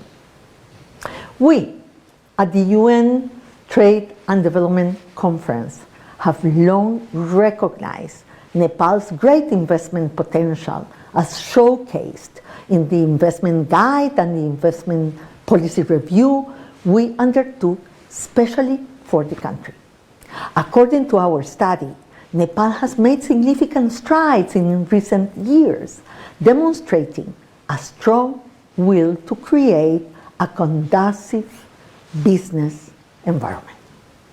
The government's effort to streamline regulations, enhance infrastructure and institutional capacity, and promote transparency are encouraging signs for potential investors, together with the very ambitious policy agenda that has been proposed. Policies like the new Foreign Investment and Technology Transfer Act, Industrial Enterprise Act, Public-Private Partnership Act, IP Policy and Labor Law are important reforms in Nepal, along with several other investment-related policies in the pipeline to improve its business environment.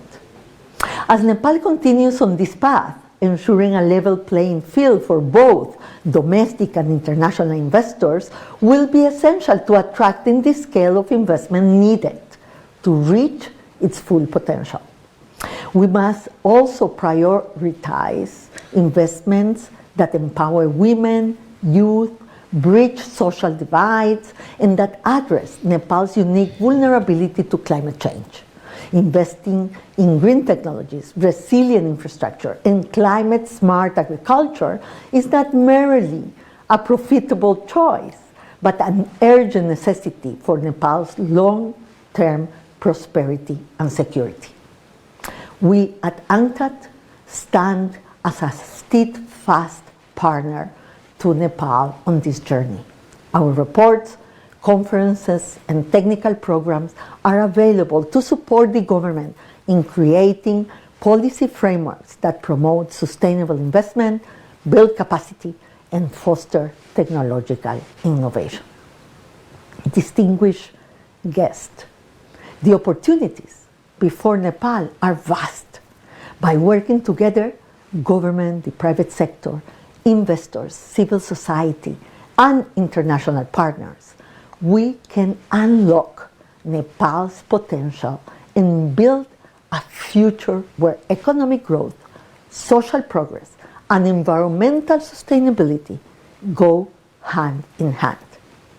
Let this summit be a catalyst for bold action, innovative partnerships, and a resounding commitment to a prosperous and inclusive future for Nepal. I thank you. And we extend our bit of gratitude for these very optimistic and encouraging words from the United Nations Conference for Trade and Development. Thank you, Your Excellency. Ladies and gentlemen, this summit is all about laying a foundation to creating new ties and to bolstering networks, both old and new. And in this regard, today for us is a fresh beginning. And this say finds its relevance in the newer and the changing world realities and the context as well. And amidst the heightened developments triggered by technology, AI, and whatnot, our needs are shifting, and therefore the importance of coming together. Nepal cannot wait, trust us. Nepal cannot wait to reap from your expertise, your resources, your knowledge to create that essence of solidarity and prosperity together. Thank you one more time for your very, very valued presence herein. Said that, ladies and gentlemen, we will now be hearing from high representatives from our very, very esteemed and close allies, friends, partners since a long, long time now. Friendships that date back ages old. And they would be introduced by their excellencies, the ambassadors of the friend nations who represent them. Ladies and gentlemen, the friendship, support, and collaboration have yielded countless opportunities of growth and progress for Nepal, and they continue to shape the trajectory of Nepal's development journey. Said that, and with immense gratitude, I have the pleasure, first and foremost, of inviting upon podium His Excellency, the Ambassador Dean R. Thompson, the Ambassador of the United States to Nepal.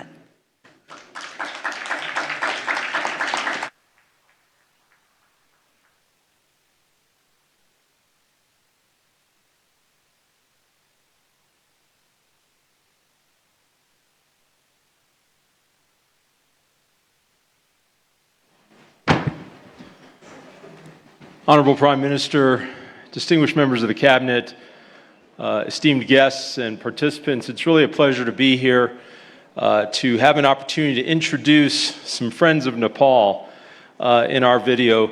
But quickly, I just want to say, for 77 years, the United States has been a steadfast partner working closely with Nepal on its development journey, and we're so proud that as we look forward for the next 77 years, we're poised to invest billions of grant-based assistance in developing infrastructure, transportation sectors, health sectors, and many, many other areas of Nepal.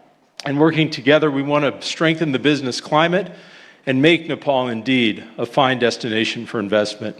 Congratulations on this summit, and I would turn people's attention to the video screens to see some friends of Nepal from Washington with their greetings.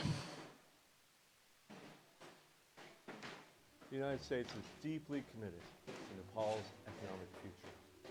For over 7 decades, the United States has worked with the Nepali people, its government, and the vibrant private sector to attract investment, to strengthen the business climate, and to make sure this economic growth benefits people at all levels.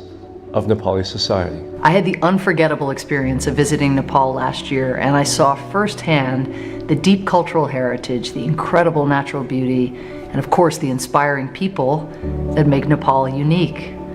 From tourism to clean energy, agribusiness to IT, Nepal provides a significant emerging opportunity for investment.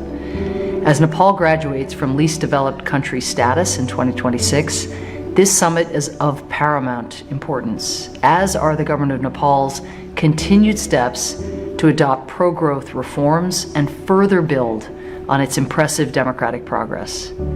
USAID is looking forward to continued partnership with the government and with the private sector to generate additional growth and opportunity for the people of Nepal. The United States is committed to supporting Nepal's economic growth. DFC has committed more than $270 million in projects across Nepal to support Nepal's vital economic sectors, including technology, agriculture, and energy. We have focused on improving access to capital for small and medium enterprises across Nepal, particularly strengthening women's economic empowerment. And we know that there is much more that we can do together.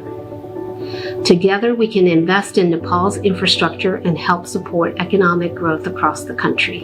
And we at DFC are ready to do our part. Nepal and the United States have a long history of bilateral ties based on our shared principles and values. I saw the importance of this common foundation when I visited Nepal last year and witnessed firsthand the immense potential for growth in our relationship. I'm excited for this summit because I see how much opportunity exists for Nepal and the United States to expand our business and investment ties. I look forward to seeing how both Nepal and the United States find ways to make Nepal's business climate welcoming to U.S. investment and how we can continue working together to build up our relationship. The $500 million Nepali-led MCC Compact supports clean and reliable energy and safer roads, and aims to create tens of thousands of new jobs for Nepalis and facilitate robust cross-border trade in clean energy. By helping Nepal achieve these national priorities, businesses will be encouraged and enabled to sustain and grow their investments. Through these partnerships, the United States also supports the government of Nepal on policy reforms to attract even more business interests, making it easy for local businesses to grow and helping the government deliver on its promise of an inclusive and prosperous democracy for all Nepalis. The U.S. government is looking forward to supporting Nepal as it realizes its incredible potential as a global destination for business.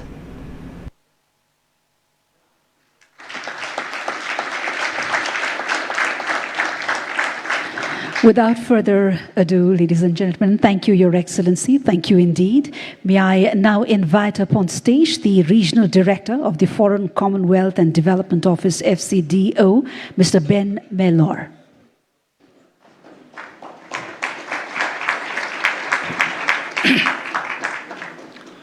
Right Honourable Prime Minister, distinguished guests, namaste.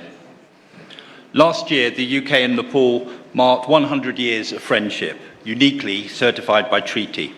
Our sights are now firmly fixed on the next 100 years, which can and must be an investment-driven epoch for our old friend.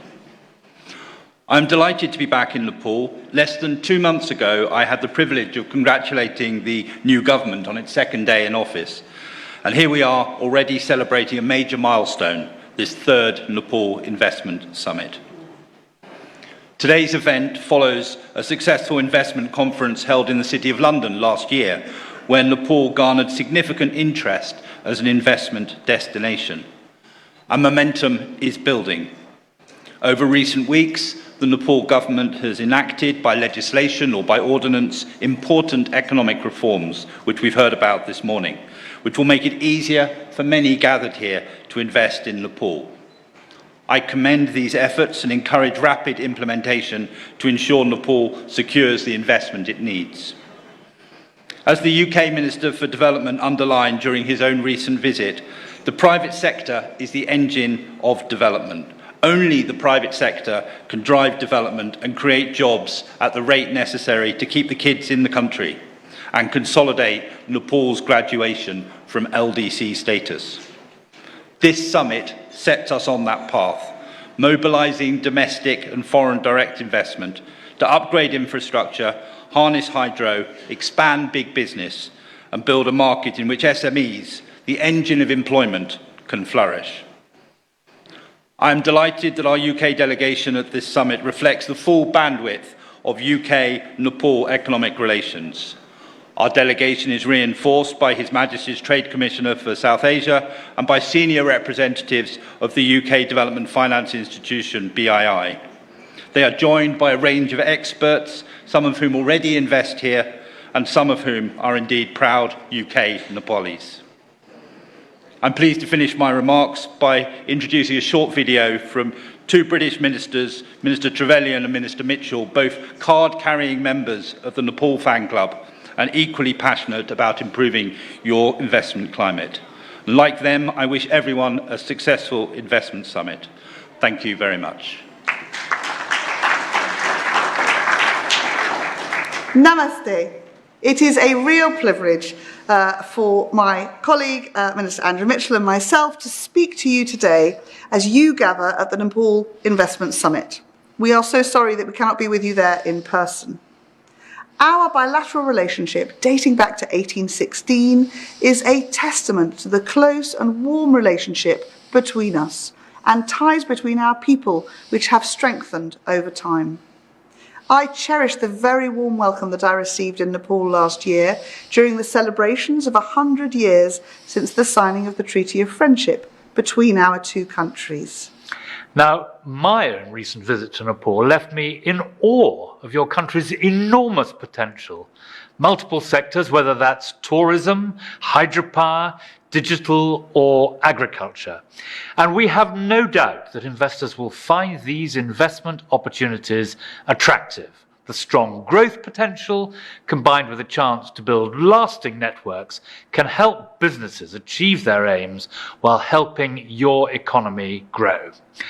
Regional energy trade will get a significant boost if businesses can harness the untapped potential of the vast hydro resources. That will not only deliver practical benefits, but also combat climate change at the same time. Since 2012, we have supported Investment Board Nepal, which has mobilised over £1 billion in investments, including for the Arun 3 hydropower project. Our development finance institution, British International Investment, has committed £125 million in Nepal and is actively scoping new investment opportunities. And during my recent visit, I launched the UK's new development portfolio. Between now and 2030, we will provide £400 million to attract more than £1 billion in investment. We support your determination to create a conducive environment for investors and stand ready to work together on the necessary reforms for making Nepal an attractive destination for foreign capital. We hope that this summit will be a great success, and we look forward to working closely with you to further strengthen our partnership. Thank you. Thank you indeed. Thank you indeed to the high dignitaries and to Mr. Mellor. Thank you so much. Ladies and gentlemen, please join me as I invite up on stage His Excellency Ambassador of India to Nepal, Mr. Naveen Srivastava.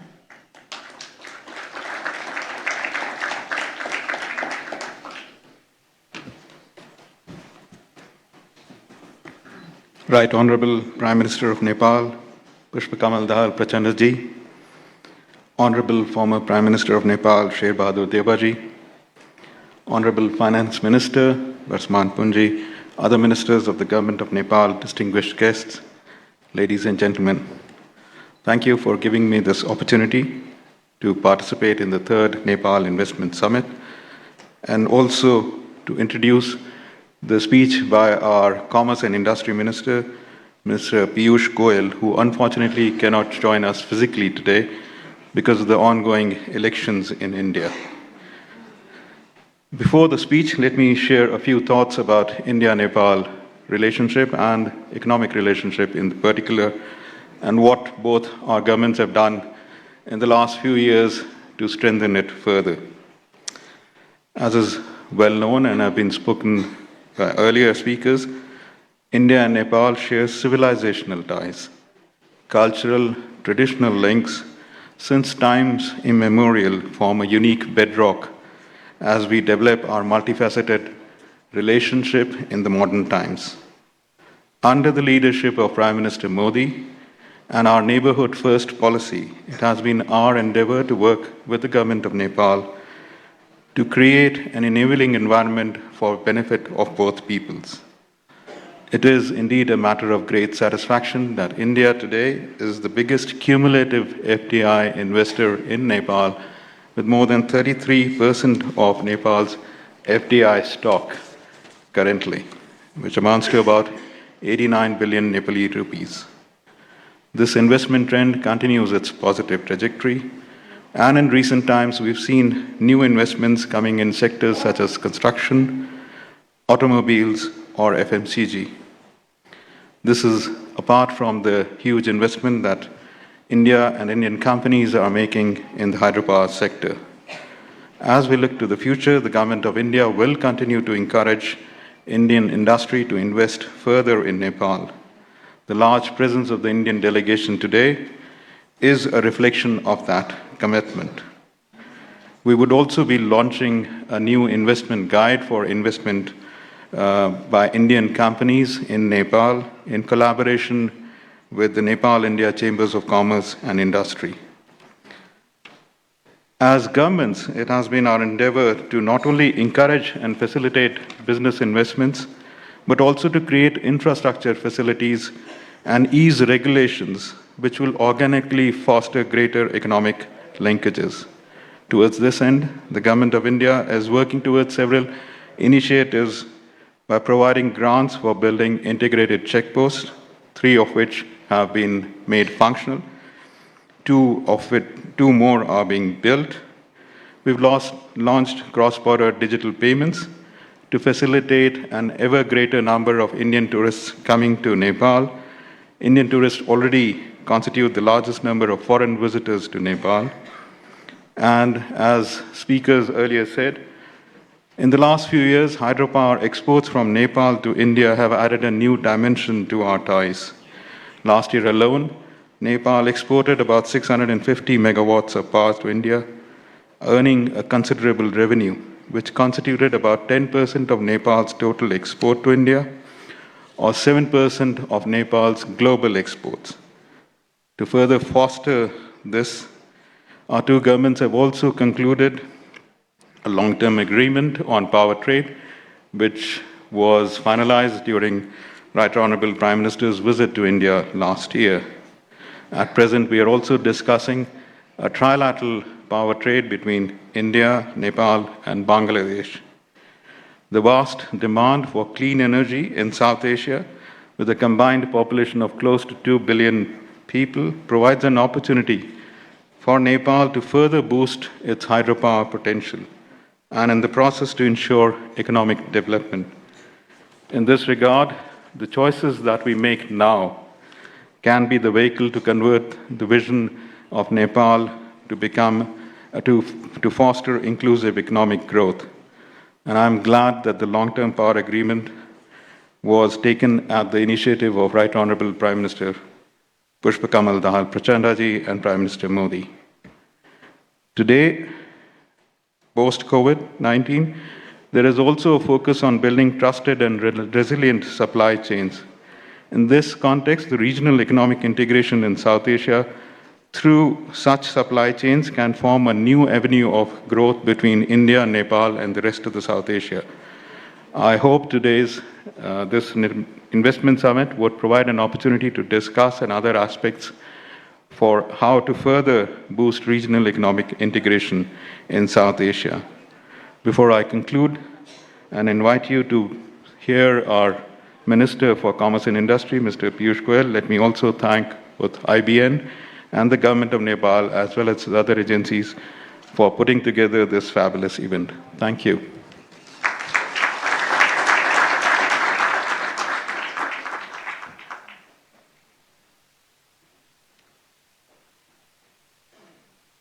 Namaskar, esteemed participants of the Nepal Investment Summit 2024. Truly a privilege and honor to address this august gathering. While I regret not being able to join you in person on this momentous occasion, I am confident that we will have many more opportunities to connect and collaborate in the future. I extend my heartfelt congratulations to the government of Nepal for hosting the Nepal Investment Summit 2024 under the theme Emerging Nepal. Nepal and India not only share a border, but also a deep-rooted friendship and a vision for a prosperous future. India has always been a trusted partner in Nepal's development journey. Friends, the unique ties between our two nations are built on long-standing people-to-people connections that have stood the test of time. Nepal is a key partner in India's neighborhood first policy, and it reflects in our continued collaboration. And we cooperate on projects in hydropower and connectivity. Reiterating the words of our Honorable Prime Minister, Shri Narendra Modi ji, I quote, "We will continue to strive to take India-Nepal ties to Himalayan heights." Investing in Nepal is not just about seeking profitable ventures. It's about contributing to the progress and prosperity of a nation with immense potential. Friends, I am confident that going forward, we will continue to work as friends. We will continue to invest in Nepal. We will continue to expand our trading and business relationship. I urge investors from around the globe, including India, to seize this opportunity and become a part of emerging Nepal. May this business summit be a grand success. Thank you. Jai Hind. Immensely grateful we are to their excellencies for adding this extra value to this forum, for their great reflections and insightful sharings. And to all the high dignitaries, thank you so much for adding all that value through your insightful statements and by being a part of this summit, which, as said earlier, is of paramount importance to all of us. So that, ladies and gentlemen, we move further on now, and yes, allow me to reiterate that the statements coming from the inaugural ceremony is of central importance for us as they set the tone for the rest of the proceedings spread across the 2 days we are under this roof. And they are central again, in fact, pivotal to guiding, creating a base and guiding and giving direction and food to the expert-led deliberations across the 2 days we are here. Said that, now we turn to our honorable leaders who have been close to the policy reins for a long time now, bring along a plethora of experience and a vision that stands strong with the spirit that they bring along to this forum, and whose presence, ladies and gentlemen, itself is a testament of their sensitivity, commitment, and solidarity to the national development and prosperity of Nepal, and a reflection of their gratitude and the great value Nepal accords to your very valuable presence amidst us here in Kathmandu today. Said that, please join me in inviting to share his remarks former Prime Minister and leader of the opposition party, Honorable Mr. Sher Bahadur Deuba.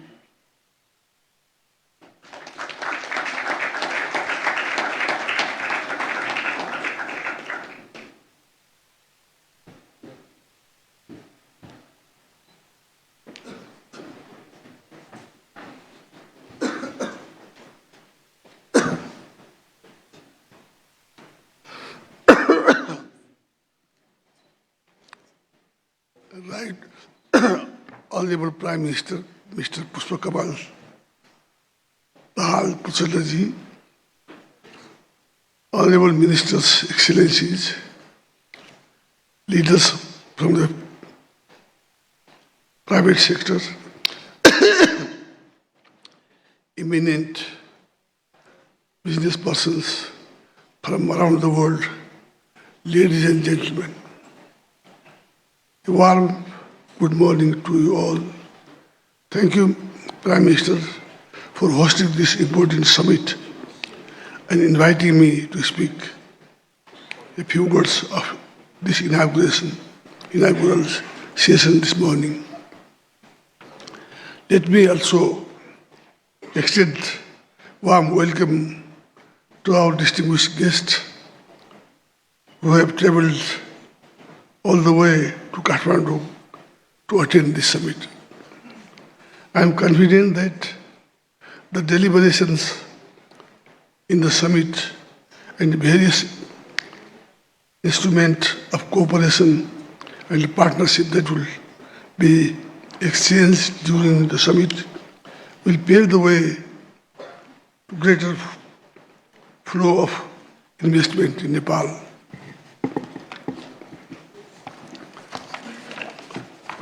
Nepal is still a least developed country. We confront huge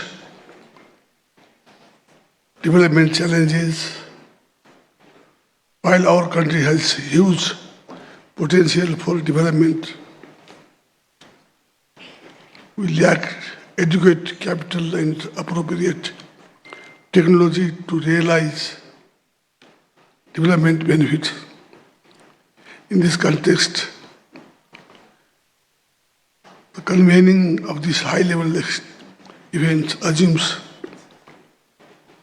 a particular significance. My party, Nepali Congress, initiated economic reform in Nepal back in 1990. Nepali Congress government liberalized the economy, invited private sectors, and created a conducive environment for foreign investment. During that short span of period, our government reoriented the policies, revised old laws, brought in new laws, realized the public expenditure and initiated the liberal income tax regime. Nepal's investment regime is now liberal in terms of sector open for foreign investment, tax policies, and repatriation earnings. Amongst all sectors are open to foreign investment. Agriculture, tourism, infrastructure, development, mines, minerals, manufacturing, tourism, hydropower, and ITR, some of the key sectors where domestic and foreign investment will have transformative impact.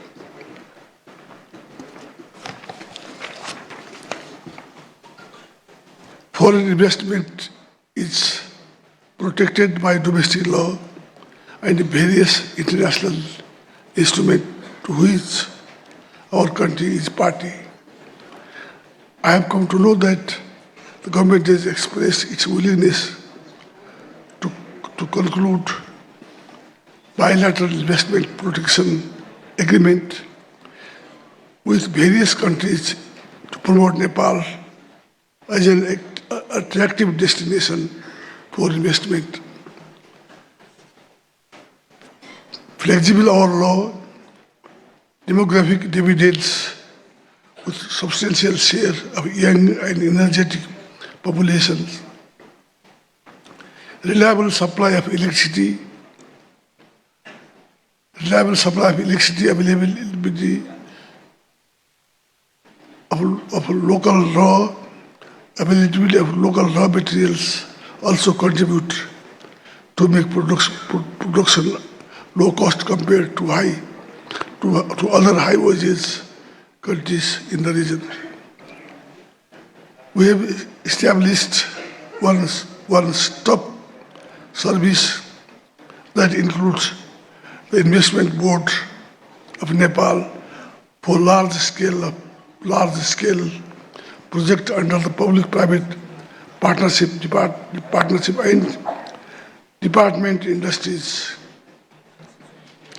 of Industries for other small and medium-sized investment projects. We have streamlined process to save time and energy for registration of companies and putting them into operation relatively within a short period of time.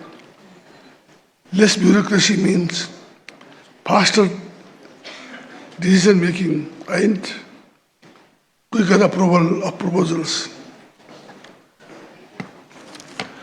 Moreover, all major political parties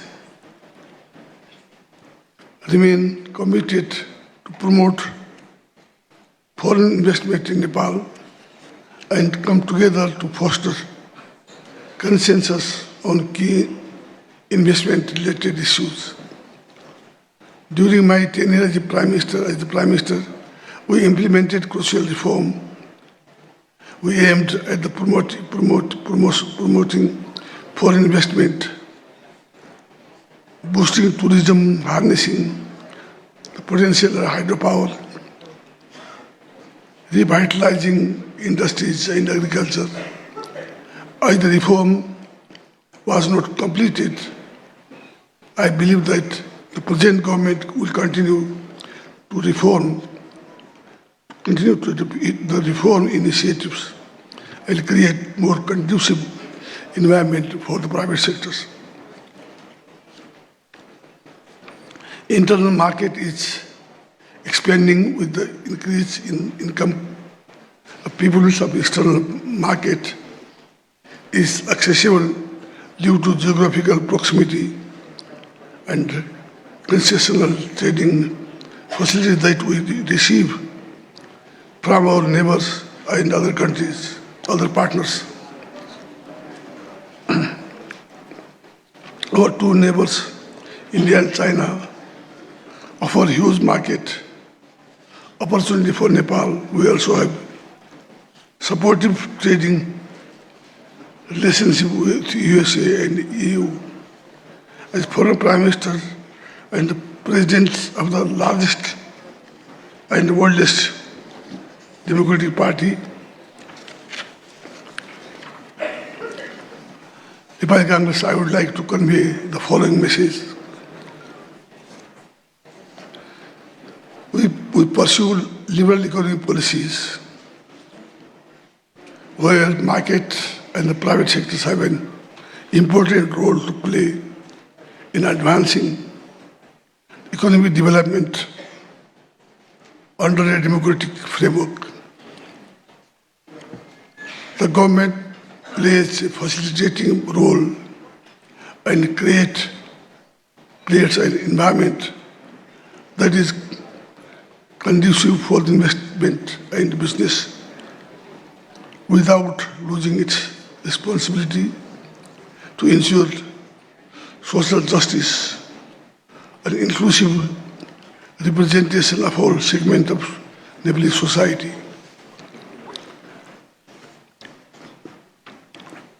We live in the era of intense competition of investment. This means we need to be more attractive and competitive in providing intensive and protecting investment. Money goes where it is treated well. We continue pursuing reform in a coherent and practical manner to adjust our investment regime in the light of changes in the internal and external economic environment. We do not pursue disciplinary policy vis-a-vis foreign investors. We are treated for with national investors. We welcome foreign investors as our valued guests. There are convincing examples we provide that foreign investment in Nepal is profitable. Some of the multinationals working in Nepal have been able to repatriate a good amount of dividend over the years. Please come to Nepal and invest in our economy. That will be beneficial to you and our people. We will provide you a full protection, assure that our sustained cooperation from start to finish. We will cherish our partnership for development and prosperity. Your contribution in supporting Nepal in its endeavors to infrastructure, in its endeavors to transform the economic landscape will be highly valued. The time is of essence. Nepal has huge untapped potentials. I believe that with our common efforts, we can make a difference.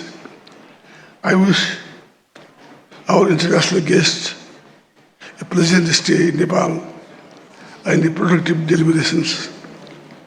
I also wish to thank all the success to the summit. Thank you very much. Jai Nepal. Thank you, sir. Thank you indeed for your great reflections of solidarity and commitment, and of course for the acknowledgements. It's been a sheer beauty of this forum, ladies and gentlemen, since the very beginning, of our leaders standing strong together when it comes to issues of national prosperity and welfare. Thank you one more time to Honorable Sher Bahadur Deuba. Said that, ladies and gentlemen, it is my pleasure to draw your attention now to a significant moment of collaboration and commitment. And trust me, this is just the beginning.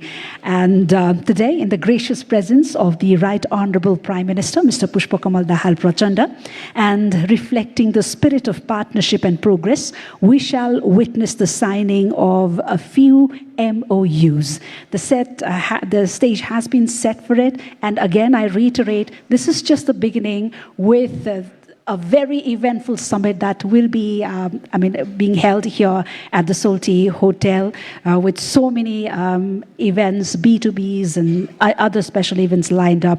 We are looking forward to many, many more. And these MOUs, these partnerships, these networkings, which are fostered here at this very forum, would be our soul, our engine, and the driving force that would take us further ahead for many, many years to come. And with this hope and confidence, it's my pleasure now to invite the signatories for the first MOU, which is between the BLC Group Nepal and Yota Data Service India. And this is for the establishment of world-class data center, cloud services, and artificial intelligence platform services in Nepal. May I invite the signatories, namely from Yota, the CEO himself, Mr. Sunil Gupta, and representing Nepal, Director of BLC, Ms. Megha Chaudhary.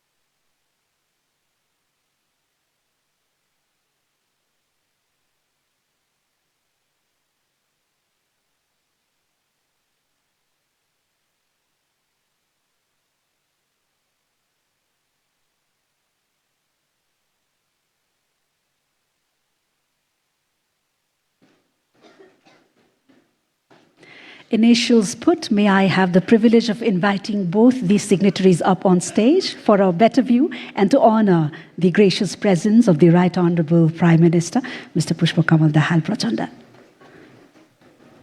Ladies and gentlemen, this is the MOU between BLC Group Nepal and Yota Data Services India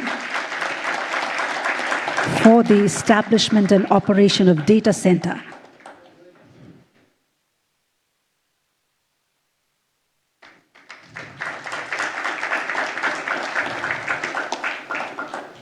Thank you so much.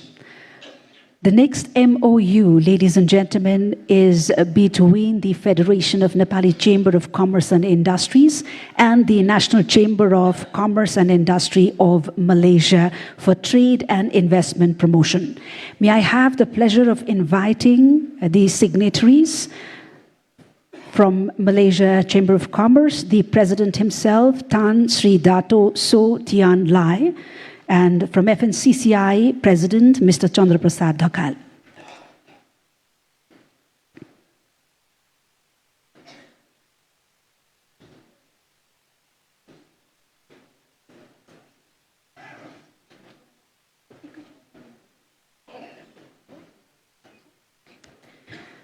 Ladies and gentlemen, we are witnessing the signing of two MOUs simultaneously. One was the one I said earlier on trade and investment promotion. The second is between FNCCI and the Federation of Malaysian Manufacturers for Trade and Investment Promotion, with the signatories, Mr. Chandra Prasad Dhakal from FNCCI and Tan Sri Dato So Tian Lai, the President of the Malaysian National Chamber of Commerce and Industry. The second MOU is for trade and investment promotion. May I invite the signatories up on stage to honor the gracious presence of the Right Honorable Prime Minister.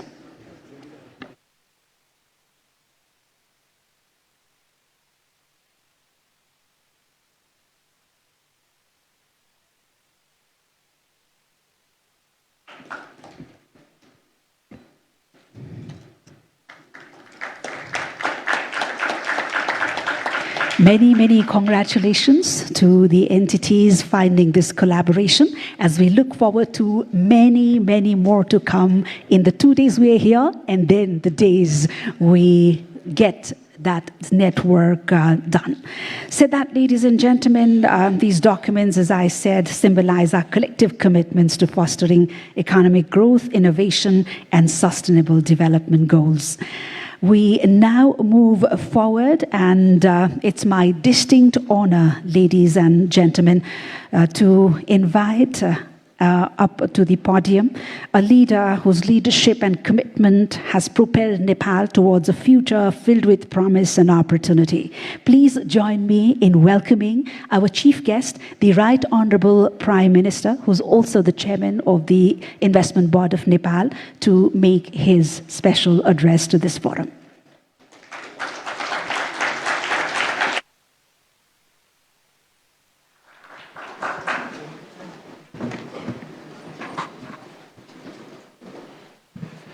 Honorable former Prime Minister, my cabinet colleagues, distinguished delegates, esteemed guests, ladies and gentlemen, very good morning and namaste to everybody. At the outset, I extend my warm welcome to you all to the 3rd Nepal Investment Summit 2024. Today marks a momentous occasion in our journey towards economic prosperity and sustainable development. As we gather here, I am filled with profound optimism and confidence that Nepal is emerging as a premier investment destination, offering boundless opportunities for global investors. Nepal is the land of Gautam Buddha, Mount Everest, and brave people. Equally, it is a country that wholeheartedly welcomes foreign investment. Nepal stands at the center of opportunities, welcoming investors with its untapped potential. Our unwavering commitment to liberal economic policies lays the foundation for a vibrant and investor-friendly business environment.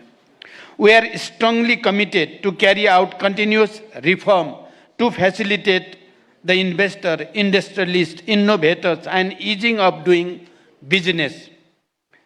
In this context, the government of Nepal has recently amended 8 different laws governing business and investment regime.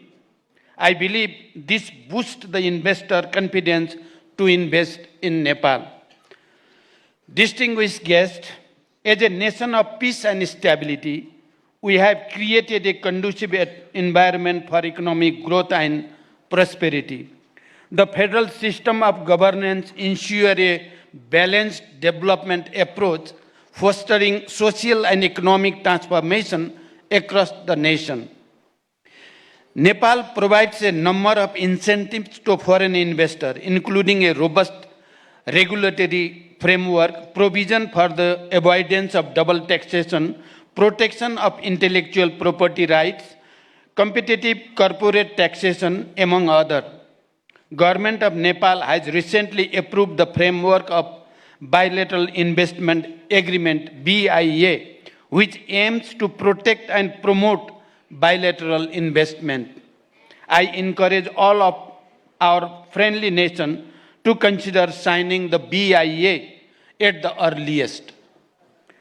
Our liberalized policy encourages foreign investment in prioritized sectors.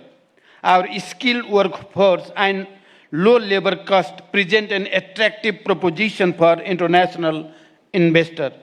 Provision of national and non-discriminatory treatment to all FDIs and guaranteed the repatriation in foreign currency further enhance the attractiveness of the investing in Nepal. Distinguished guests, with over 60% of Nepal's population falling within the working age group and a rapidly expanding middle-class population, shows the immense potential for consumer-driven growth. Furthermore, our skilled labor force, comprising a significant number of foreign language-speaking youths, helps the international investor to find favorite local workforce in Nepal.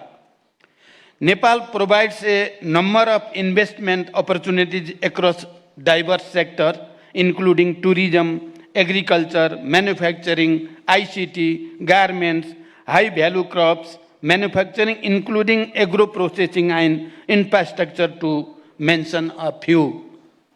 Our hydropower potential holds the promise of abundant renewable and clean energy supply, while the tourism sector beacons with its rich cultural heritage and natural beauty. Although Nepal has a huge potential of hydropower generation, only 3,200 megawatts have been harnessed so far, and about 5,568 megawatt large-scale power projects are under construction or in the pipeline with execution through public-private partnership (PPP) modality. This explicitly shows the enormous opportunities to invest in hydropower sector in Nepal. The existing and planned cross-border transmission line with India and China facilitates energy exchange within the region. To facilitate the power cooperation within the region, we have signed power trade agreement with India, MOU for power sector cooperation with China, and MOU for power export with Bangladesh. The tourism industry stands as a significant contributor to the economy, evidenced by the arrival of over 1.2 million international tourists in 2023, marking a notable 17% increase from the previous year. Likewise, the IT sector is experiencing a steady upward trajectory with a remarkable growth rate of around 65% in service export over 2021. Additionally, Nepal presents lucrative opportunities for the export of high-value cash crop, further enhancing its investment appeal and contributing to economic growth. The ready-made garment and Nepali carpet are also the major products being exported to the global market and renowned for their quality, having huge potential for investment. The operation up to special economic zone alongside several others in the development phase throughout the nation underscore our unwavering commitment to fostering economic growth and industrial development. Currently, Nepal has 10 operational industrial districts with plans to develop 6 more, which ensure low initial investment and access to essential infrastructure and support service. Nepal's strategic location, situated between emerging markets, India and China, signifies it as an ideal investment destination. Duty-free access to this market, facilitated by regional agreement SAFTA and BIMSTEC as well as free trade arrangement, ensure the bilateral and regional markets. To facilitate the smooth inflow of international private investment, the Department of Industry serves as the approving agency for investment less than 6 billion rupees, while the Investment Board Nepal handles investment exceeding 6 billion rupees or energy projects with over 200 megawatts. Both government agencies are committed to provide eased and facilitated one-stop service within stipulated time frame to both domestic and international investors. Investment in Nepal is profitable, as witnessed in the case of various companies operating in Nepal with significant foreign investment. The share of repatriation of dividend of these companies remains impressive, which demonstrates the profitable investment environment in Nepal. Distinguished guests, the agreement and exchange of Memorandum of Understanding MOUs witnessed just a moment ago symbolizes the beginning of a new era of collaboration and partnership. I believe this will have a result in the very near future. I also believe that during this important today's event, some declaration will be made at different level, government to government, government to business and business to business, and business and government, and this will project Nepal as a global investment destination. The multitude of projects to be showcased at this summit herald the vast opportunities of investment in Nepal, with the promise of tangible outcomes benefiting both our nation and potential investor. As we embark on this collective journey, I am confident that Nepal's immediate goal of achieving sustainable and high economic growth in the coming decade is well within the reach through the partnership with private sector, both domestic and foreign. With the collaboration and support of all, I am optimistic that we will harness Nepal's economic potential and chart a course toward economic transformation and prosperity. I believe that the presence of government and the leader of the opposition and the collective commitment for the environment clearly proves that Nepal is one in this mission. At the end, I express my warmest wishes to all the delegates for a fruitful and productive summit. We would be reaching to you to materializing the outcomes of this summit. May your time in Nepal be filled with inspiration, collaboration, and opportunity. Together, let us pave the way for a brighter future. Wishing you a pleasant stay in Nepal. Thank you. Thank you for your attention.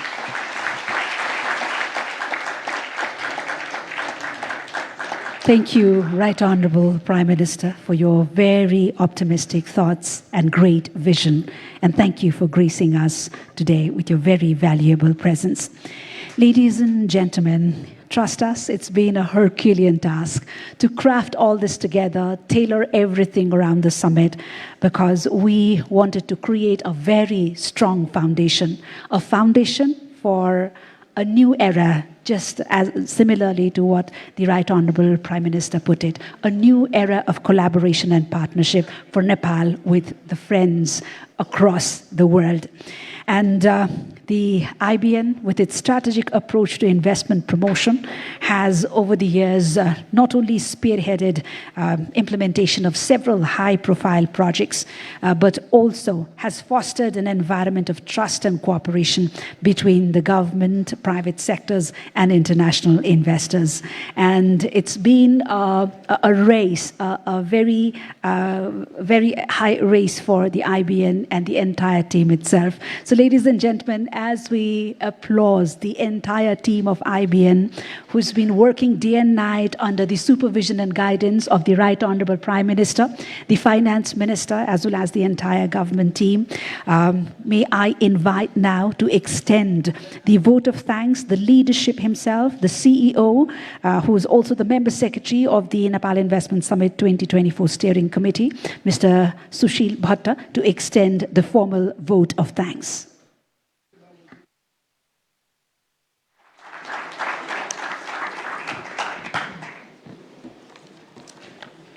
Right Honorable Prime Minister and Chairperson of IBN, Honorable Deputy Prime Ministers, Honorable Finance Minister and Coordinator of NIS 2024, former Honorable Prime Minister, Chairman of SITCA, His Excellency Ambassadors, Regional Director, FCDO, Vice President from World Bank Group, ADB, and Acting BP from AIIB, President of SAARC Chamber of Commerce and Industries, Senior Vice President, US Chamber of Commerce, Lead of Delegations, CII, Presidents of FNCCI, CNI, and NCC, distinguished delegates, guests, ladies and gentlemen, and friends from media, very good afternoon.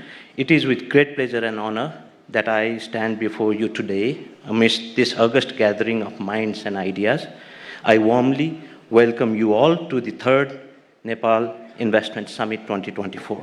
Your presence today signifies a shared commitment to growth and sustainable development, thereby shaping a brighter future for generations to come. We are delighted to welcome delegates from around the world representing different countries and companies. With around 800 foreign delegates from more than 60 countries and over 1,000 delegates from Nepal, the diversity of perspectives gathered here today is truly remarkable. This summit builds on the successes of past summits, each a stepping stone towards our collective vision of attracting substantial investments. As we gather here, we continue the legacy of those who have tirelessly worked to showcase Nepal's vast potential on the global stage.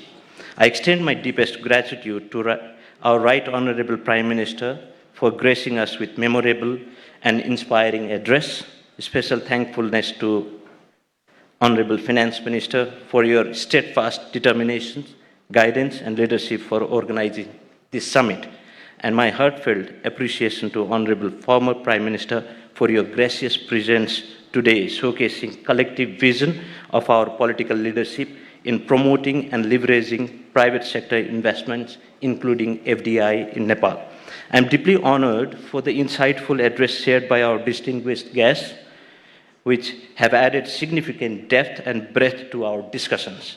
Special thanks to our valued development partners for their continuous support for promoting private sector investment and in turn creating a conducive business environment in Nepal. Special gratitude to UK FCDO for facilitating in organizing this investment summit.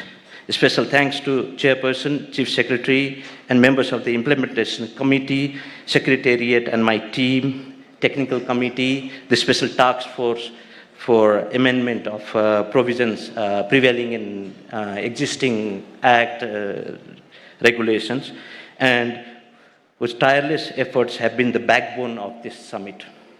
And extend my heartfelt appreciation to each one of you.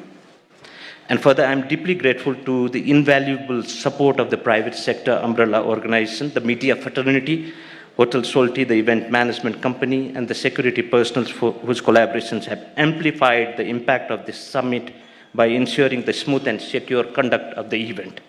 And moving towards the summit, The first day of the event will embark on our journey with two insightful plenary sessions, and today's first plenary session will delve into the diverse investment opportunities awaiting exploration within Nepal, while the second will spotlight inspiring success stories from investors who have found prosperity within our borders.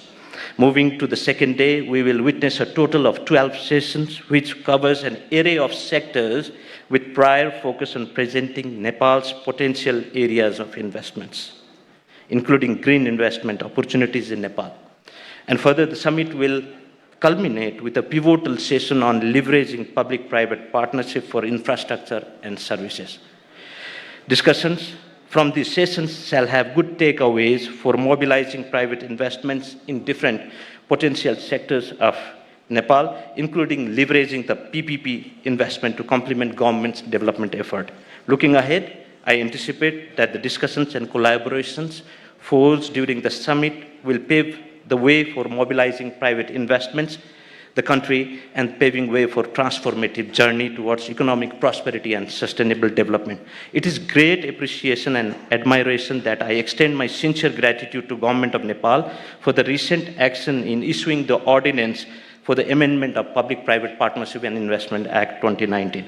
This monumental steps marks a significant achievement for the Investment Board Nepal, and it underscores its journey towards becoming a sustainable, more functional, robust, and autonomous institution.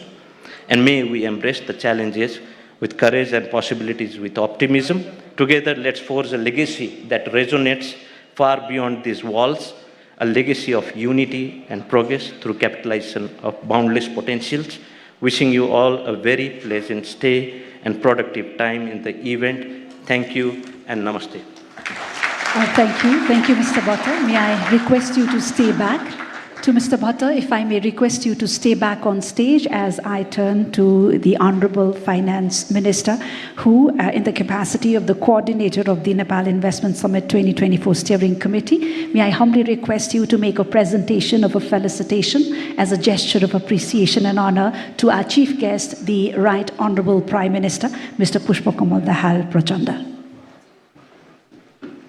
And this is extending our heartfelt gratitude for all the supervision, the guidance, and the invaluable support that the Right Honorable Prime Minister has extended to us in every leg of drafting and executing this summit that brings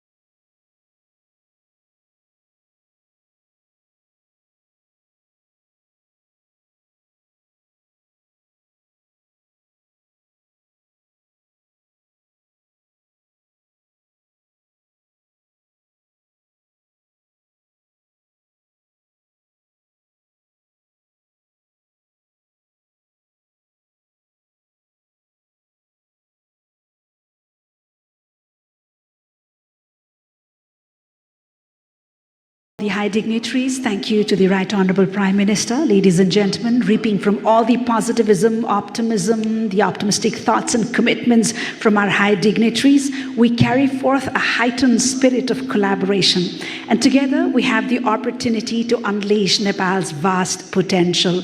We've already treaded on a step ahead.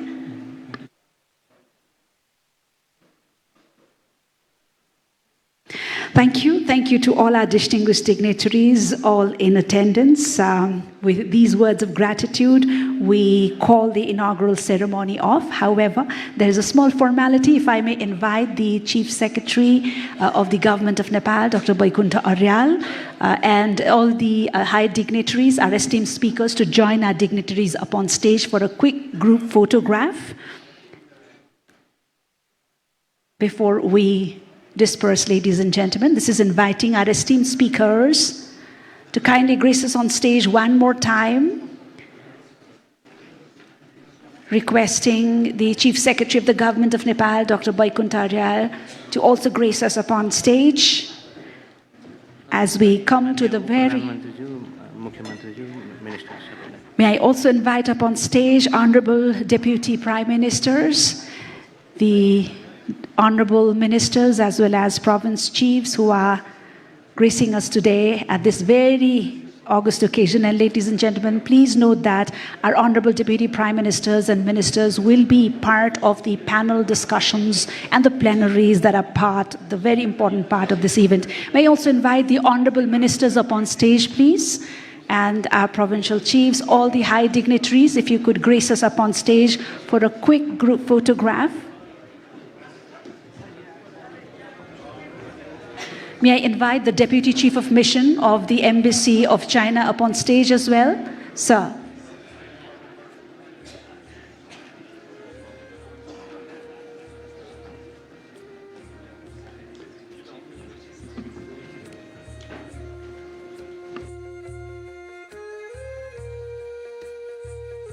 May I invite the Deputy Chief of Mission from the Embassy of the People's Republic of China? Please, sir, up on stage, if you...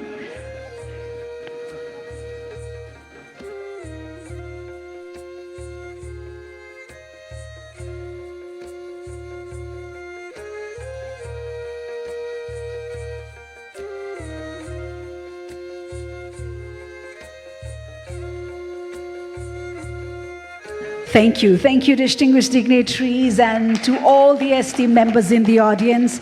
That is all from the inaugural ceremony. The first plenary begins shortly.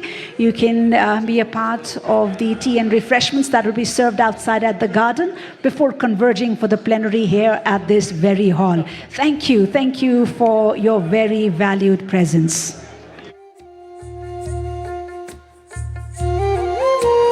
Ladies and gentlemen, please note that we will be beginning the first plenary of the day, which is all focused on the investment opportunities in Nepal in about 30 minutes. We expect you back in the hall after serving yourself to tea and refreshment outside in about 25 minutes. Thank you for your great cooperation.